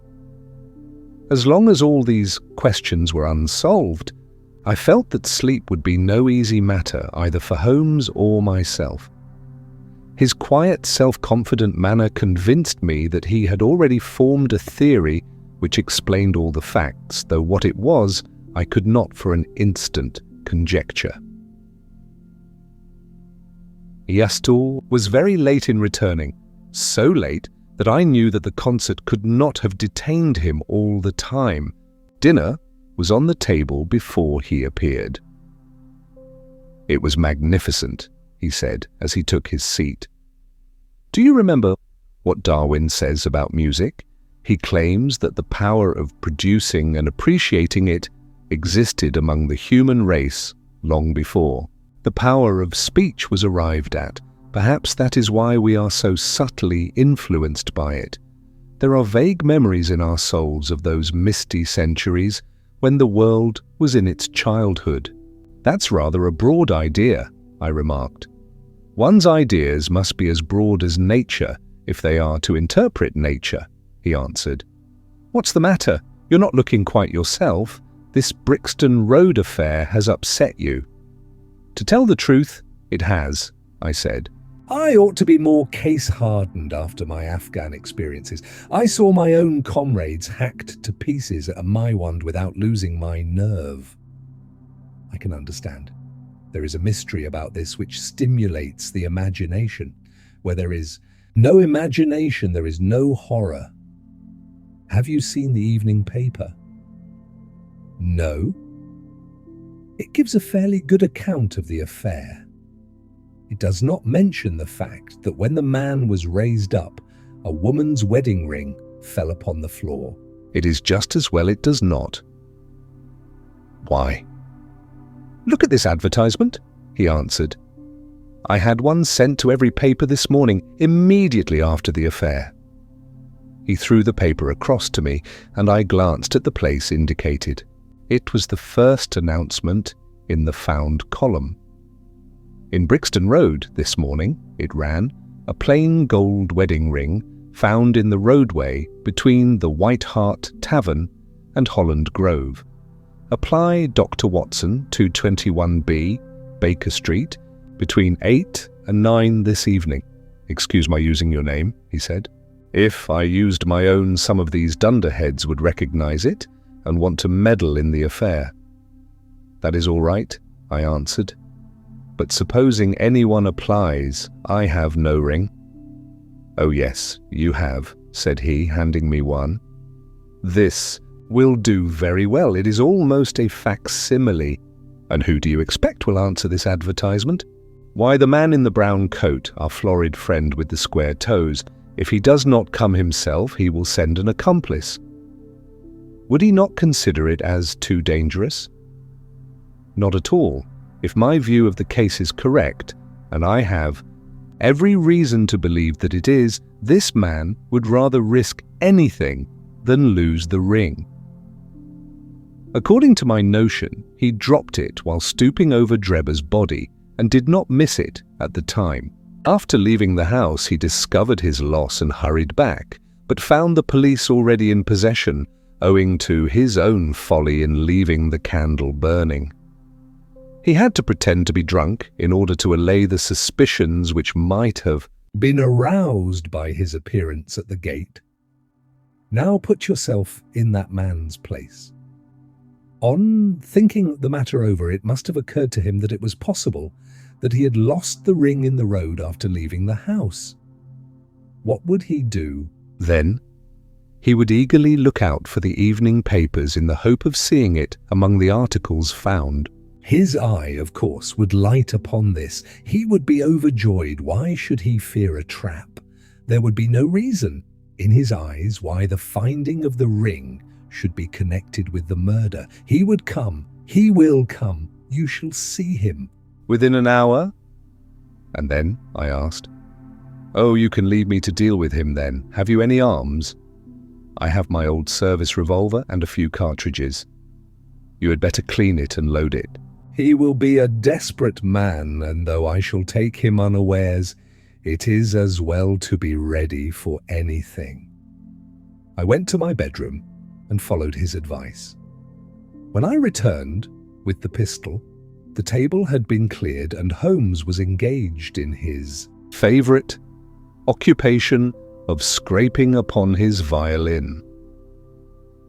"The plot thickens," he said as I entered. "I have just had an answer on my American telegram. My view of the case is the correct one." "And that is?" I asked eagerly. "My fiddle would be the better for new strings," he remarked. "Put your pistol in your pocket. When the fellow comes, speak to him in an ordinary way. Leave the rest to me. Don't frighten him by looking at him too hard." "It is 8 o'clock now," I said, glancing at my watch. "Yes, he will probably be here in a few minutes. Open the door slightly." "That will do. Now put the key on the inside." "Thank you." This is a queer old book I picked up at a stall yesterday, De Jure Inter Gentes, published in Latin at Liège in the Lowlands in 1642. Charles's head was still firm on his shoulders when this little brown-backed volume was struck off. Who is the printer? Philippe de Croix, whoever he may have been. On the flyleaf, in very faded ink, is written Ex Libris Guglielmi White. I wonder who William White was. Some pragmatical 17th century lawyer, I suppose. His writing has a legal twist about it. Here comes our man, I think. As he spoke, there was a sharp ring at the bell. Sherlock Holmes rose softly and moved his chair in the direction of the door. We heard the servant pass along the hall and the sharp click of the latch as she opened it. "Does Dr. Watson live here?" asked a clear but rather harsh voice. We could not hear the servant's reply, but the door closed and someone began to ascend the stairs. The footfall was an uncertain and shuffling one. A look of surprise passed over the face of my companion as he listened to it. It came slowly along the passage and there was a feeble tap at the door. "Come in," I cried. At my summons, instead of the man of violence whom we expected, a very old and wrinkled woman hobbled into the apartment. She appeared to be dazzled by the sudden blaze of light, and after dropping a curtsy, she stood blinking at us with her bleared eyes and fumbling in her pocket with nervous, shaky fingers. I glanced at my companion, and his face had assumed such a disconsolate expression that it was all I could do to keep my countenance. The old crone drew out an evening paper and pointed at our advertisement. "It's this as has brought me, good gentlemen," she said. Dropping another curtsy, "A gold wedding ring in the Brixton Road. It belongs to my girl Sally, as was married only this time 12 month, which her husband is steward aboard a Union boat, and what he'd say if he come home and found her. Without her ring is more than I can think, he being short enough at the best of times, but more especially when he has the drink. If it please you, she went to the circus last night along with—" "Is that her ring?" I asked. "The Lord be thanked," cried the old woman. "Sally will be a glad woman this night. That's the ring. And what may your address be?" I inquired, taking up a pencil. 13 Duncan Street, Houndsditch, a weary way from here. The Brixton Road does not lie between any circus and Houndsditch, said Sherlock Holmes sharply. The old woman faced round and looked keenly at him from her little red-rimmed eyes. "The gentleman asked me for my address," she said. "Sally lives in lodgings at 3 Mayfield Place, Peckham. And your name is?" "My name is Sawyer. Hers is Dennis, which Tom Dennis married her. And a smart, clean lad too, as long as he's at sea, and no steward in the company more thought of." "But when on shore, what with the women and what with liquor shops?" "Here is your ring, Mrs. Sawyer," I interrupted. in obedience to a sign from my companion. "It clearly belongs to your daughter, and I am glad to be able to restore it to the rightful owner." With many mumbled blessings and protestations of gratitude, the old crone packed it away in her pocket and shuffled off down the stairs. Sherlock Holmes sprang to his feet the moment that she was gone and rushed into his room. He returned in a few seconds, enveloped in an ulster and a cravat. "I'll follow her," he said hurriedly. "She must be an accomplice and will lead me to him. Wait up for me." The hall door had hardly slammed behind our visitor before Holmes had descended the stair. Looking through the window, I could see her walking feebly along the other side, while her pursuer dogged her some little distance behind. Either his whole theory is incorrect, I thought to myself, or else he will be led now to the heart of the mystery. There was no need for him to ask me to wait up for him, for I felt that sleep was impossible until I heard the result of his adventure. It was close upon 9 when he set out. I had no idea how long he might be, but I sat stolidly puffing at my pipe and skipping over the pages of Henri Murger's Vie de Bohème. 10 o'clock passed, and I heard the footsteps of the maid as they pattered off to bed. 11, and the more stately tread of the landlady passed my door, bound for the same destination. It was close upon 12 before I heard the sharp sound of his latchkey. The instant he entered, I saw by his face that he had not been successful. Amusement and chagrin seemed to be struggling for the mastery, until the former suddenly carried the day, and he burst into a hearty laugh. "I wouldn't have the Scotland Yarders know it for the world," he cried, dropping into his chair. "I have chaffed them so much that they would never have let me hear the end of it. I can afford to laugh because I know that I will be even with them in the long run." "What is it then?" I asked. "Oh, I don't mind telling a story against myself."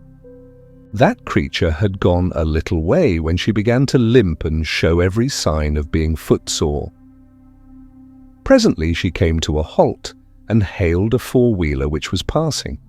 I managed to be close to her so as to hear the address, but I need not have been so anxious, for she sang it out loud enough to be heard at the other side of the street.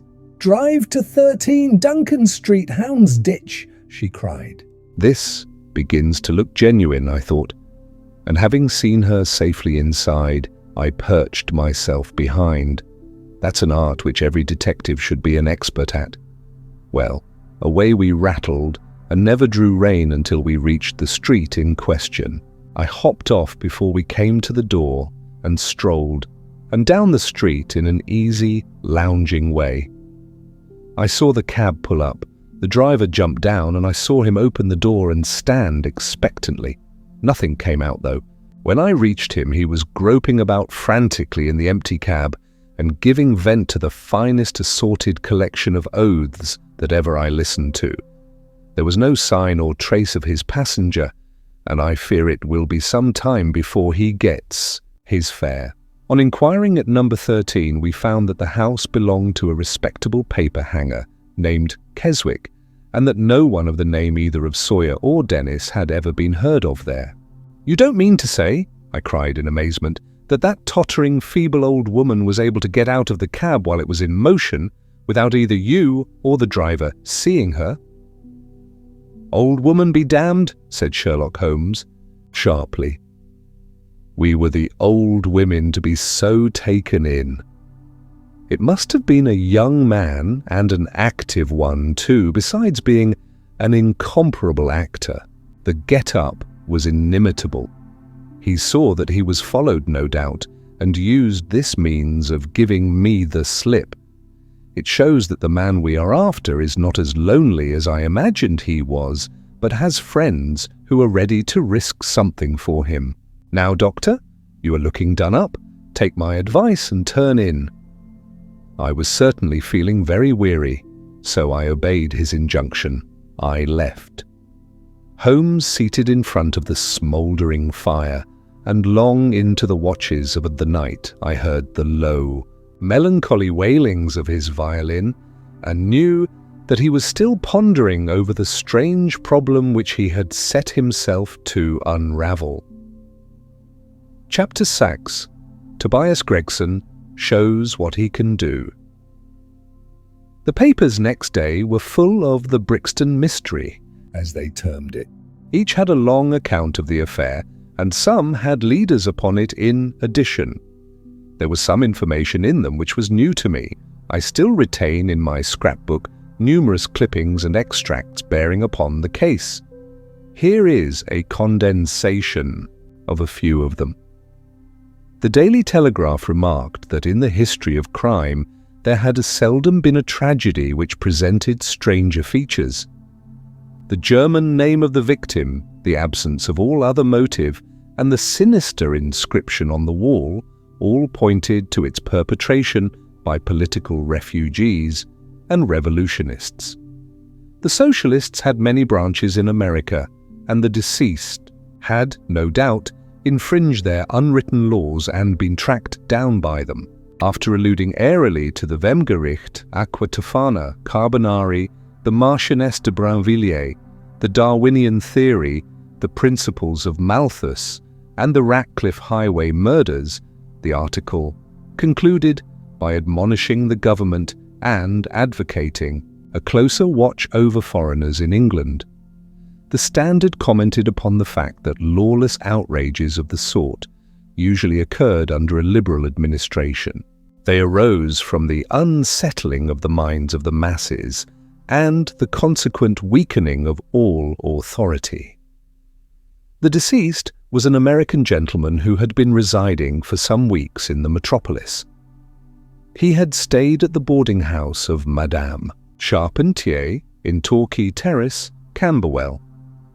He was accompanied in his travels by his private secretary, Mr. Joseph Stangerson.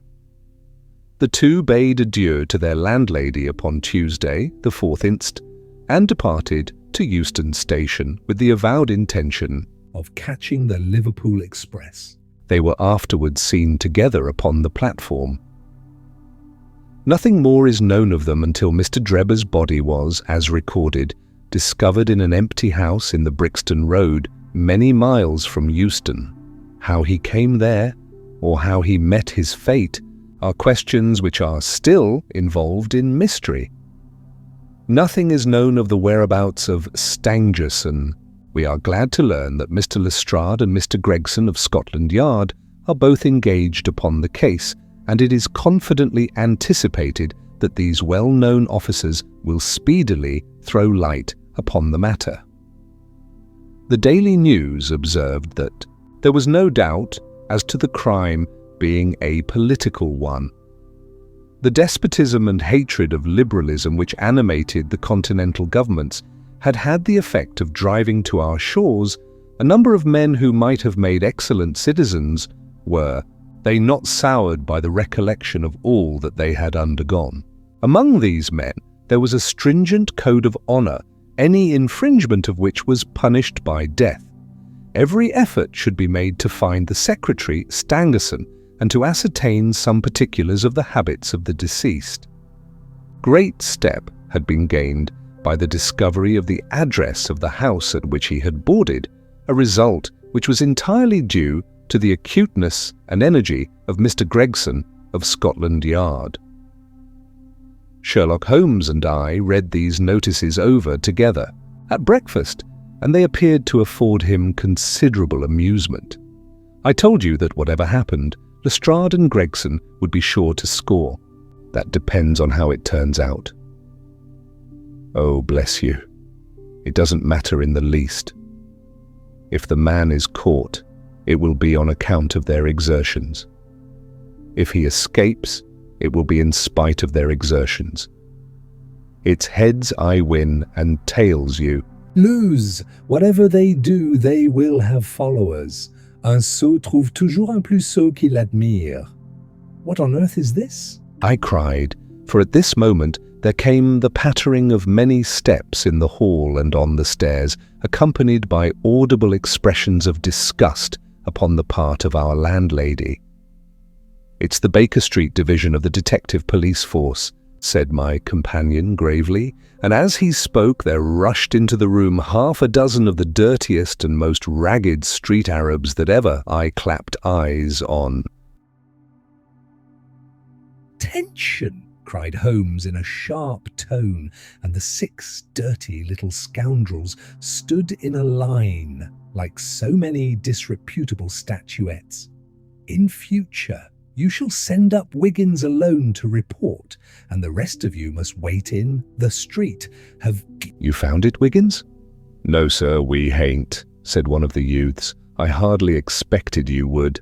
You must keep on until you do. Here are your wages." He handed each of them a shilling. "Now off you go and come back with a better report next time." He waved his hand, and they scampered away downstairs like so many rats, and we heard their shrill voices next moment in the street. "There's more work to be got out of one of those little beggars than out of a dozen of the force," Holmes remarked.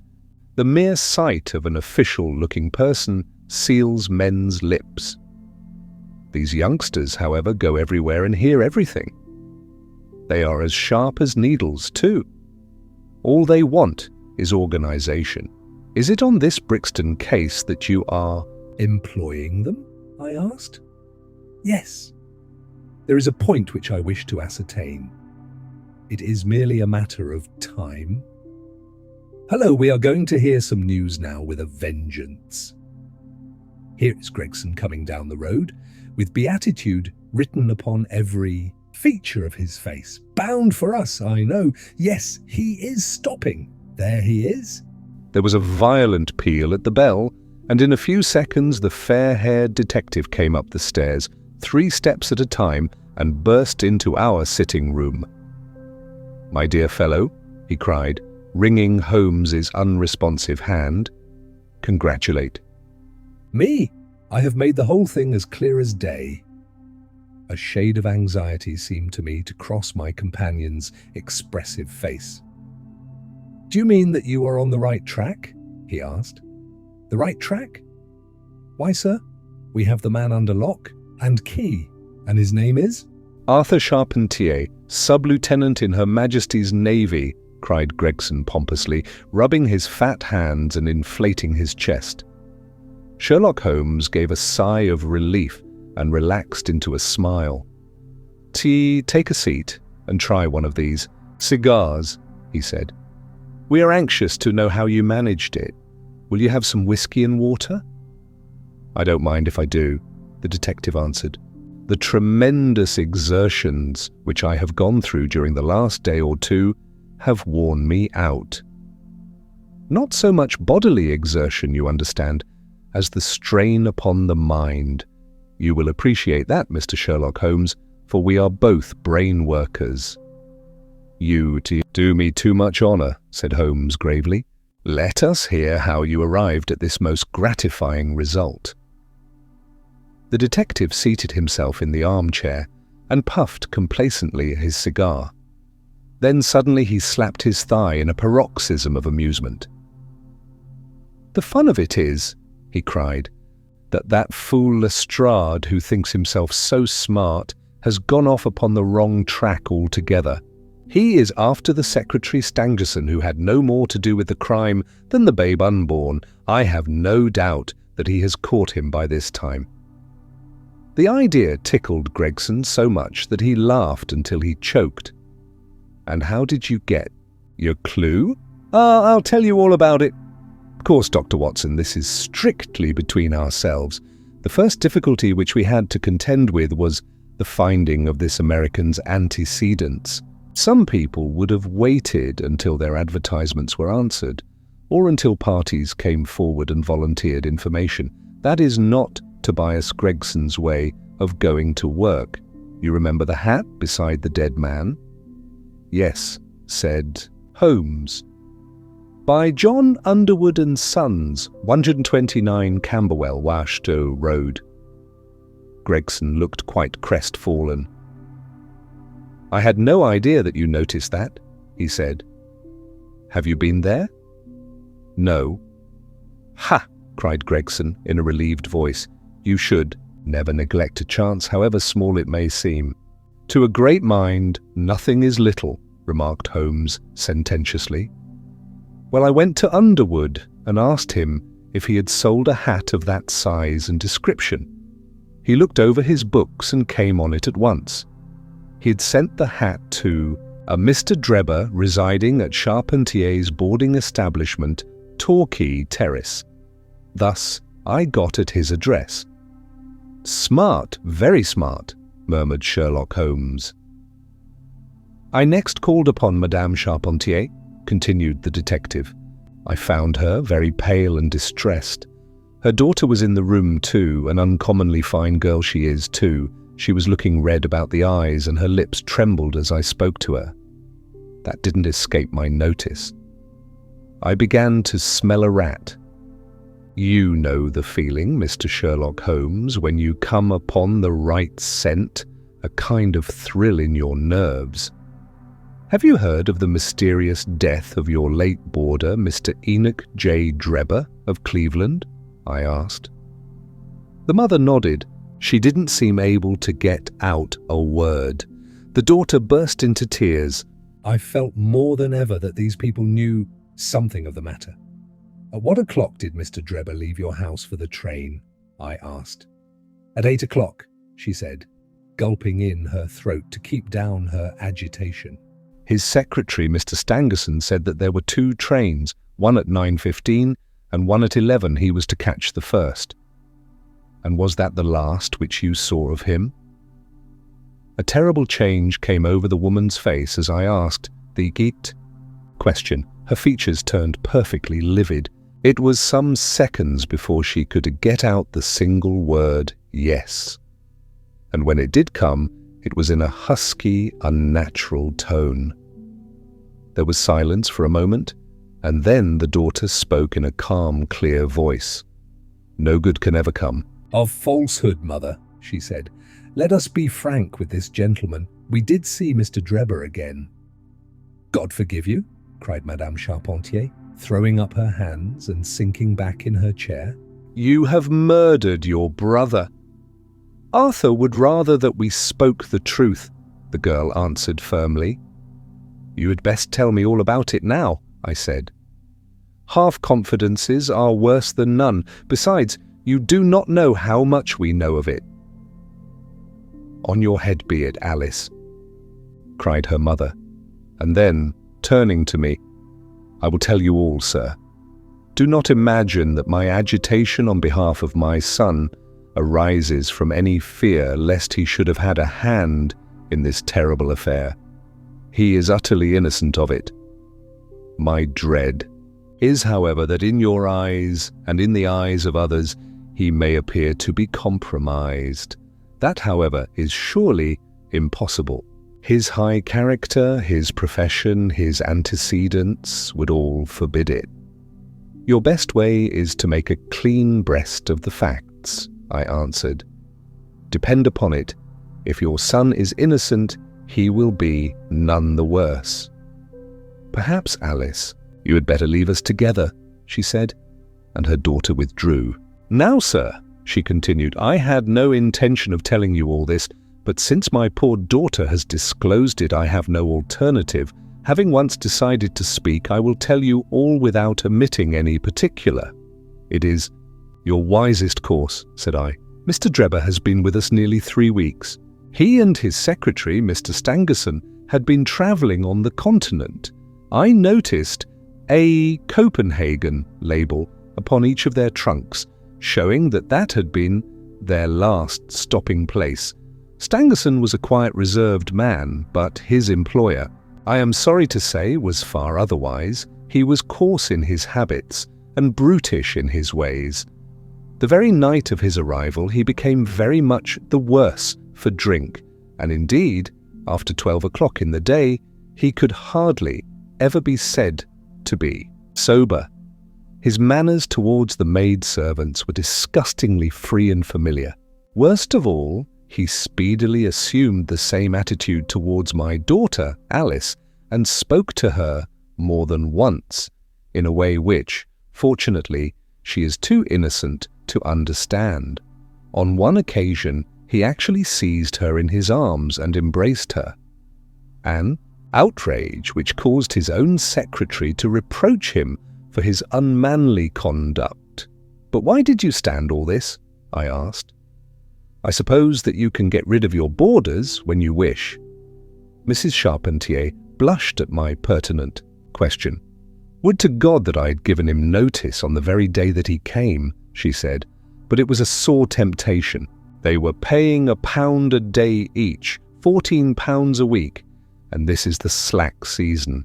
I am a widow, and my boy in the Navy has cost me much. I grudged to lose the money. I acted for the best.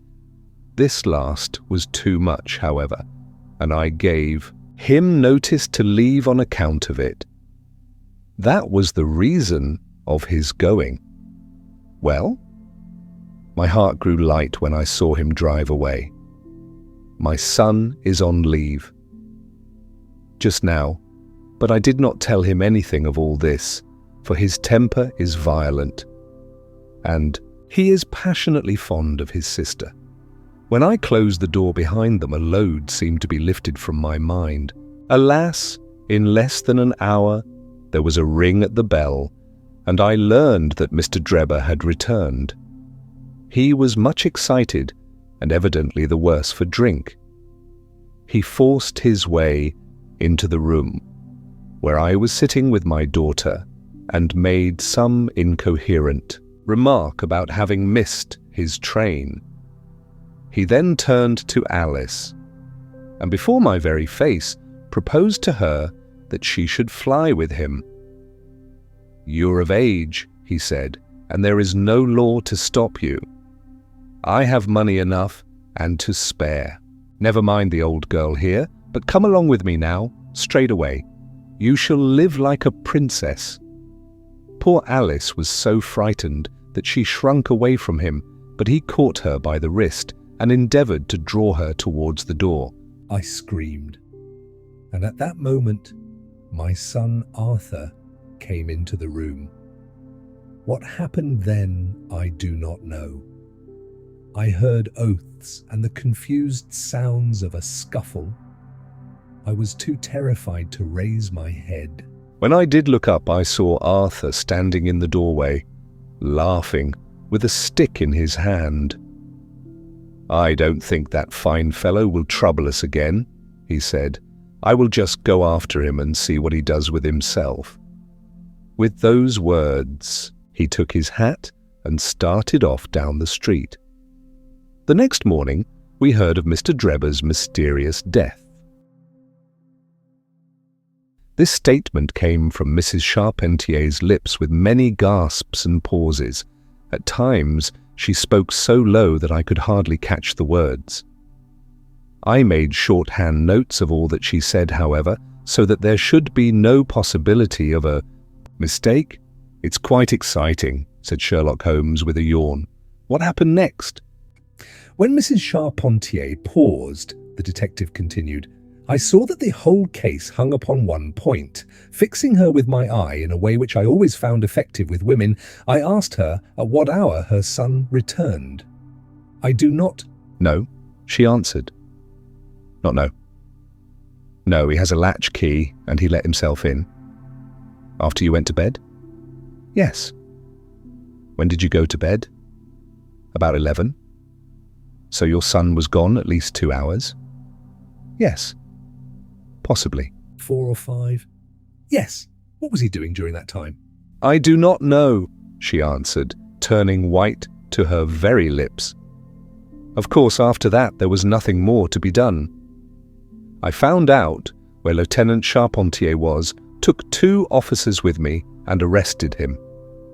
When I touched him on the shoulder and warned him to come quietly with us, he answered us as bold as brass. "I suppose you are arresting me for being concerned in the death of that scoundrel Drebber," he said. We had said nothing to him about it, so that his alluding to it had a most suspicious aspect. "Very," said Holmes. He still carried the heavy stick which the mother described him as having with him when he followed Drebber. It was a stout oak cudgel. "What is your theory, then?" "Well, my theory is that he followed Drebber as far as the Brixton Road. When there, a fresh altercation arose between them, in the course of which Drebber received a blow from the stick, in the pit of the stomach perhaps, which killed him without leaving any mark. The night was so wet that no one was about, so Charpentier dragged the body of his victim into the empty house. As to the candle, and the blood, and the writing on the wall, and the ring, they may all be so many tricks to throw the police on to the wrong scent." "Well done," said Holmes in an encouraging voice. "Really, Gregson, you are getting along. We shall make something of you yet." "I flatter myself that I have managed it rather neatly," the detective answered proudly. The young man volunteered a statement in which he said that after following Drebber some time, the latter perceived him, took a cab in order to get away from him. On his way home, he met an old shipmate and took a long walk with him. On being asked where this old shipmate lived, he was unable to give any satisfactory reply. I think the whole case fits together uncommonly well. What amuses me is to think of Lestrade, who had started off upon the wrong scent. I am afraid he won't make much of it. Why, by Jove, here's the very man himself. It was indeed Lestrade who had ascended the stairs while we were talking, and who now entered the room. The assurance and jauntiness which generally marked his demeanour and dress were, however, wanting. His face was disturbed and troubled, while his clothes were disarranged and untidy. He had evidently come with the intention of consulting with Sherlock Holmes, for on perceiving his colleague, he appeared to be embarrassed and put out. He stood in the centre of the room, fumbling nervously with his hat and uncertain what to do. "This is a most extraordinary case," he said at last, "a most incomprehensible affair." "Ah, you find it so, Mr. Lestrade," cried Gregson triumphantly. "I thought you would come to that conclusion. Have you managed to find the secretary, Mr. Joseph Stangerson?" "The secretary, Mr. Joseph Stangerson," said Lestrade gravely, "was murdered at Halliday's private hotel about 6 o'clock this morning." Chapter 7. Light in the Darkness. The intelligence with which Lestrade greeted us was so momentous and so unexpected that we were all three fairly dumbfounded. Gregson sprang out of his chair and upset the remainder of his whisky and water. I stared in silence at Sherlock Holmes, whose lips were compressed and his brows drawn down over his eyes. "Stangerson too," he muttered. "The plot thickens." "It was quite thick enough before," grumbled Lestrade, taking a chair. "I seem to have dropped into a sort of council of war." Are you sure of this piece of intelligence?" stammered Gregson. "I have just come from his room," said Lestrade. "I was the first to discover what had occurred." "We have been hearing Gregson's view of the matter," Holmes observed. "Would you mind letting us know what you have seen and done?" "I have no objection," Lestrade answered, seating himself. "I freely confess that I was of the opinion that Stangerson was concerned in the death of Drebber. This fresh development has shown me that I was completely mistaken. Full of the one idea, I set myself to find out what had become of the secretary. They had been seen together at Euston Station about 8:30 on the evening of the 3rd. At 2 in the morning, Drebber had been found in the Brixton Road. The question which confronted me was to find out how Stangerson had been employed between 8:30 and the time of the crime, and what had become of him afterwards. I telegraphed to Liverpool, giving a description of the man and warning them to keep a watch upon the American boats. I then set to work calling upon all the hotels and lodging houses in the vicinity of Euston. You see, I argued that if Drebber and his companion had become separated, the natural course for the latter would be to put up somewhere in the vicinity for the night and then to hang about the station again next morning. They would be likely to agree on some meeting place beforehand, remarked Holmes. So it proved. I spent the whole of yesterday evening in making inquiries entirely without avail. This morning I began very early, and at 8 o'clock I reached Halliday's private hotel in Little George Street. On my inquiry as to whether a Mr. Stangerson was living there, they at once answered me in the affirmative. No doubt. You are the gentleman whom he was expecting, they said. He has been waiting for a gentleman for 2 days. Where is he now? I asked. He is upstairs in bed. He wished to be called at 9. I will go up and see him at once, I said. It seemed to me that my sudden appearance might shake his nerves and lead him to say something unguarded. The Boots volunteered to show me the room. It was on the second floor, and there was a small corridor leading up to it. The Boots pointed out the door to me and was about to go downstairs again when I saw something that made me feel sickish in spite of my 20 years' experience. From under the door there curled a little red ribbon of blood which had meandered across the passage and formed a little pool along the skirting at the other side. I gave a cry which brought the Boots back. He nearly fainted when he saw it. The door was locked on the inside, but we put our shoulders to it and knocked it in. The window of the room was open, and beside the window, all huddled up, lay the body of a man in his nightdress. He was quite dead, and had been for some time, for his limbs were rigid and cold. When we turned him over, the Boots recognized him at once as being the same gentleman who had engaged the room under the name of Joseph Stangerson.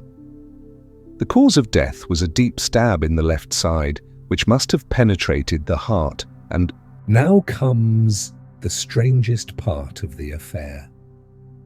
What do you suppose was above the murdered man?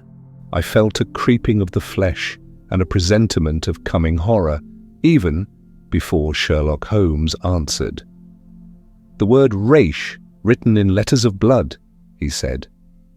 That was it, said Lestrade in an awe-struck voice, and we were all silent. For a while. There was something so methodical and so incomprehensible about the deeds of this unknown assassin that it imparted a fresh ghastliness to his crimes. My nerves, which were steady enough on the field of battle, tingled as I thought of it. The man was seen, continued Lestrade. A milk boy passing on his way to the dairy happened to walk down the lane which leads from the mews at the back of the hotel. He noticed that a ladder, which usually lay there, was raised against one of the windows of the second floor, which was wide open. After passing, he looked back and saw a man descend the ladder. He came down so quietly and openly that the boy imagined him to be some carpenter or joiner at work in the hotel. He took no particular notice of him, beyond thinking in his own mind that it was early for him to be at work. He has an impression that the man was tall, had a reddish face, and was dressed in a long, brownish coat. He must have stayed in the room some little time after the murder, for we found blood-stained water in the basin where he had washed his hands and marks on the sheets where he had deliberately wiped his knife. I glanced at Holmes on hearing the description of the murderer, which tallied so exactly with his own. There was, however, no trace of exultation or satisfaction upon his face. "Did you find nothing in the room which could furnish a clue to the murderer?" he asked. "Nothing. Stangerson had Drebber's purse in his pocket, but it seems that this was usual. As he did all the paying, there was £80 odd in it, but nothing had been taken. Whatever the motives of these extraordinary crimes, robbery is certainly not one of them. There were no papers or memoranda in the murdered man's pocket except a single telegram dated from Cleveland about a month ago and containing the words, "J.H. is in Europe." There was no name appended to this message. "And there was nothing else?" Holmes asked. "Nothing of any importance. The man's novel, with which he had read himself to sleep, was lying upon the bed, and his pipe was on a chair beside him. There was a glass of water on the table, and on the windowsill a small chip ointment box containing a couple of pills. Sherlock Holmes sprang from his chair with an exclamation of delight. "The last link," he cried exultantly. "My case is complete." The two detectives stared at him in amazement. "I have now in my hands," my companion said confidently, "all the threads which have formed such a tangle. There are, of course, details to be filled in, but I am as certain of all the main facts from the time that Drebber parted from Stangerson at the station up to the discovery of the body of the latter, as if I had seen them with my own eyes." "I will give you a proof of my knowledge. Could you lay your hand upon those pills?" "I have them," said Lestrade, producing a small white box. "I took them, and the purse, and the telegram, intending to have them put in a place of safety. At the police station, it was the merest chance my taking these pills, for I'm bound to say that I do not attach any importance to them." "Give them here," said Holmes. "And now, Doctor," turning to me, "are those ordinary pills?" They certainly were not. They were of a pearly grey colour, small, round, and almost transparent against the light. From their lightness and transparency, I should imagine that they are soluble in water, I remarked. "Precisely so," answered Holmes. "Now would you mind going down and fetching that poor little devil of a terrier, which has been bad so long, and which the landlady wanted you to put out of its pain yesterday?" I went downstairs and carried the dog upstairs in my arms. Its laboured breathing and glazing eye showed that it was not far from its end. Indeed, its snow-white muzzle proclaimed that it had already exceeded the usual term of canine existence. I placed it upon a cushion on the rug. "I will now cut one of these pills in two," said Holmes, and drawing his penknife, he suited the action to the word. "One half we return into the box for future purposes. The other half I will place in this wine glass in which is a teaspoonful of water. You perceive that our friend the doctor is right, and that it readily dissolves." "This may be very interesting," said Lestrade in the injured tone of one who suspects that he is being laughed at. "I cannot see, however, what it has to do with the death of Mr. Joseph Stangerson." "Patience, my friend, patience. You will find in time that it has everything to do with it.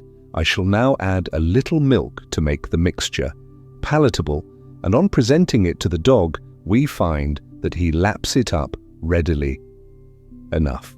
As he spoke, he turned the contents of the wine glass into a saucer and placed it in front of the terrier, who speedily licked it dry. Sherlock Holmes' earnest demeanour had so far convinced us that we all sat in silence, watching the animal intently and expecting some startling effect. None such appeared, however.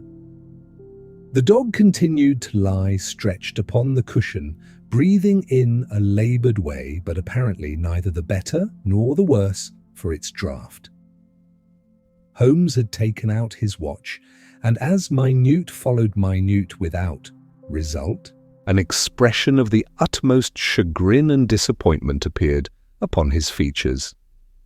He gnawed his lip, drummed his fingers upon the table, and showed every other symptom of acute impatience. So great was his emotion that I felt sincerely sorry for him, while the two detectives smiled derisively, by no means displeased at this check which he had met.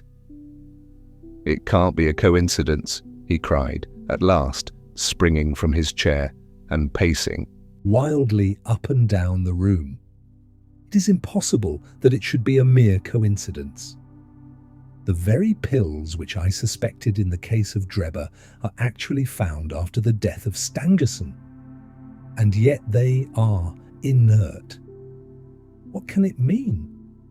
Surely..." My whole chain of reasoning cannot have been false. It is impossible, and yet this wretched dog is none the worse. "Ah, I have it! I have it!" With a perfect shriek of delight, he rushed to the box, cut the other pill in two, dissolved it, added milk, and presented it to the terrier.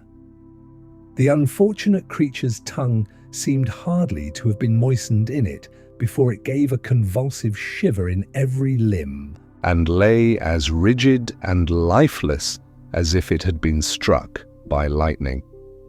Sherlock Holmes drew a long breath and wiped the perspiration from his forehead. "I should have more faith," he said. "I ought to know by this time that when a fact appears to be opposed to a long train of deductions, it invariably proves to be capable of bearing some other interpretation." Of the two pills in that box, one was of the most deadly poison, and the other was entirely harmless. I ought to have known that before ever I saw the box at all. This last statement appeared to me to be so startling that I could hardly believe that he was in his sober senses. There was the dead dog, however, to prove that his conjecture had been correct. It seemed to me that the mists in my own mind were gradually clearing away, and I began to have a dim, vague perception of the truth. "All this seems strange to you," continued Holmes, "because you failed at the beginning of the inquiry to grasp the importance of the single real clue which was presented to you. I had the good fortune to seize upon that, and everything which has occurred since then has served to confirm my original supposition, and indeed was the logical sequence of it. Hence, things which have perplexed you and made the case more obscure have served to enlighten me and to strengthen my conclusions.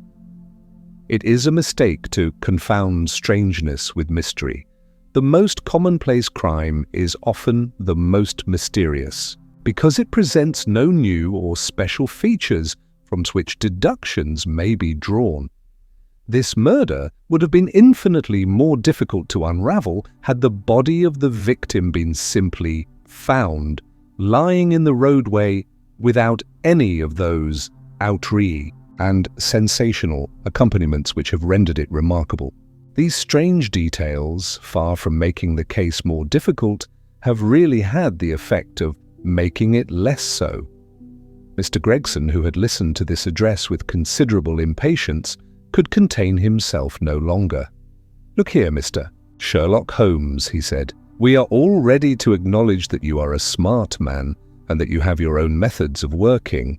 We want something more than mere theory and preaching now, though. It is a case of taking the man. I have made my case out, and it seems I was wrong. Young Charpentier could not have been engaged in this second affair. Lestrade went after his man, Stangerson, and it appears that he was wrong too. You've thrown out hints here and hints there and seem to know more than we do, but the time has come when we feel that we have a right to ask you straight how much you do know of the business. Can you name the man who did it?" "I cannot help feeling that Gregson is right, sir," remarked Lestrade. "We have both tried, and we have both failed. You have remarked more than once, since I have been in the room, that you had all the evidence which you require. Surely you will not withhold it any longer." "Any delay in arresting the assassin," I observed, "might give him time to perpetrate some fresh atrocity." Thus pressed by us all, Holmes showed signs of irresolution. He continued to walk up and down the room with his head sunk on his chest and his brows drawn down, as was his habit when lost in thought. "There will be no more murders," he said. "At last, stopping abruptly and facing us. You can put that consideration out of the question. You have asked me if I know the name of the assassin. I do. The mere knowing of his name is a small thing, however, compared with the power of laying our hands upon him. This I expect very shortly to do. I have good hopes of managing it through my own arrangements, but it is a thing which needs delicate handling, for we have a shrewd and desperate man to deal with who is supported, as I have had occasion to prove, by another who is as clever as himself. As long as this man has no idea that anyone can have a clue, there is some chance of securing him. But if he had the slightest suspicion, he would change his name and vanish in an instant among the 4 million inhabitants of this great city. Without meaning to hurt either of your feelings, I am bound to say that I consider these men to be more than a match for the official force, and that is why I have not asked your assistance. If I fail, I shall, of course, incur all the blame due to this omission, but that I am prepared for. At present, I am ready to promise that the instant that I can communicate with you without endangering my own combinations, I shall do so.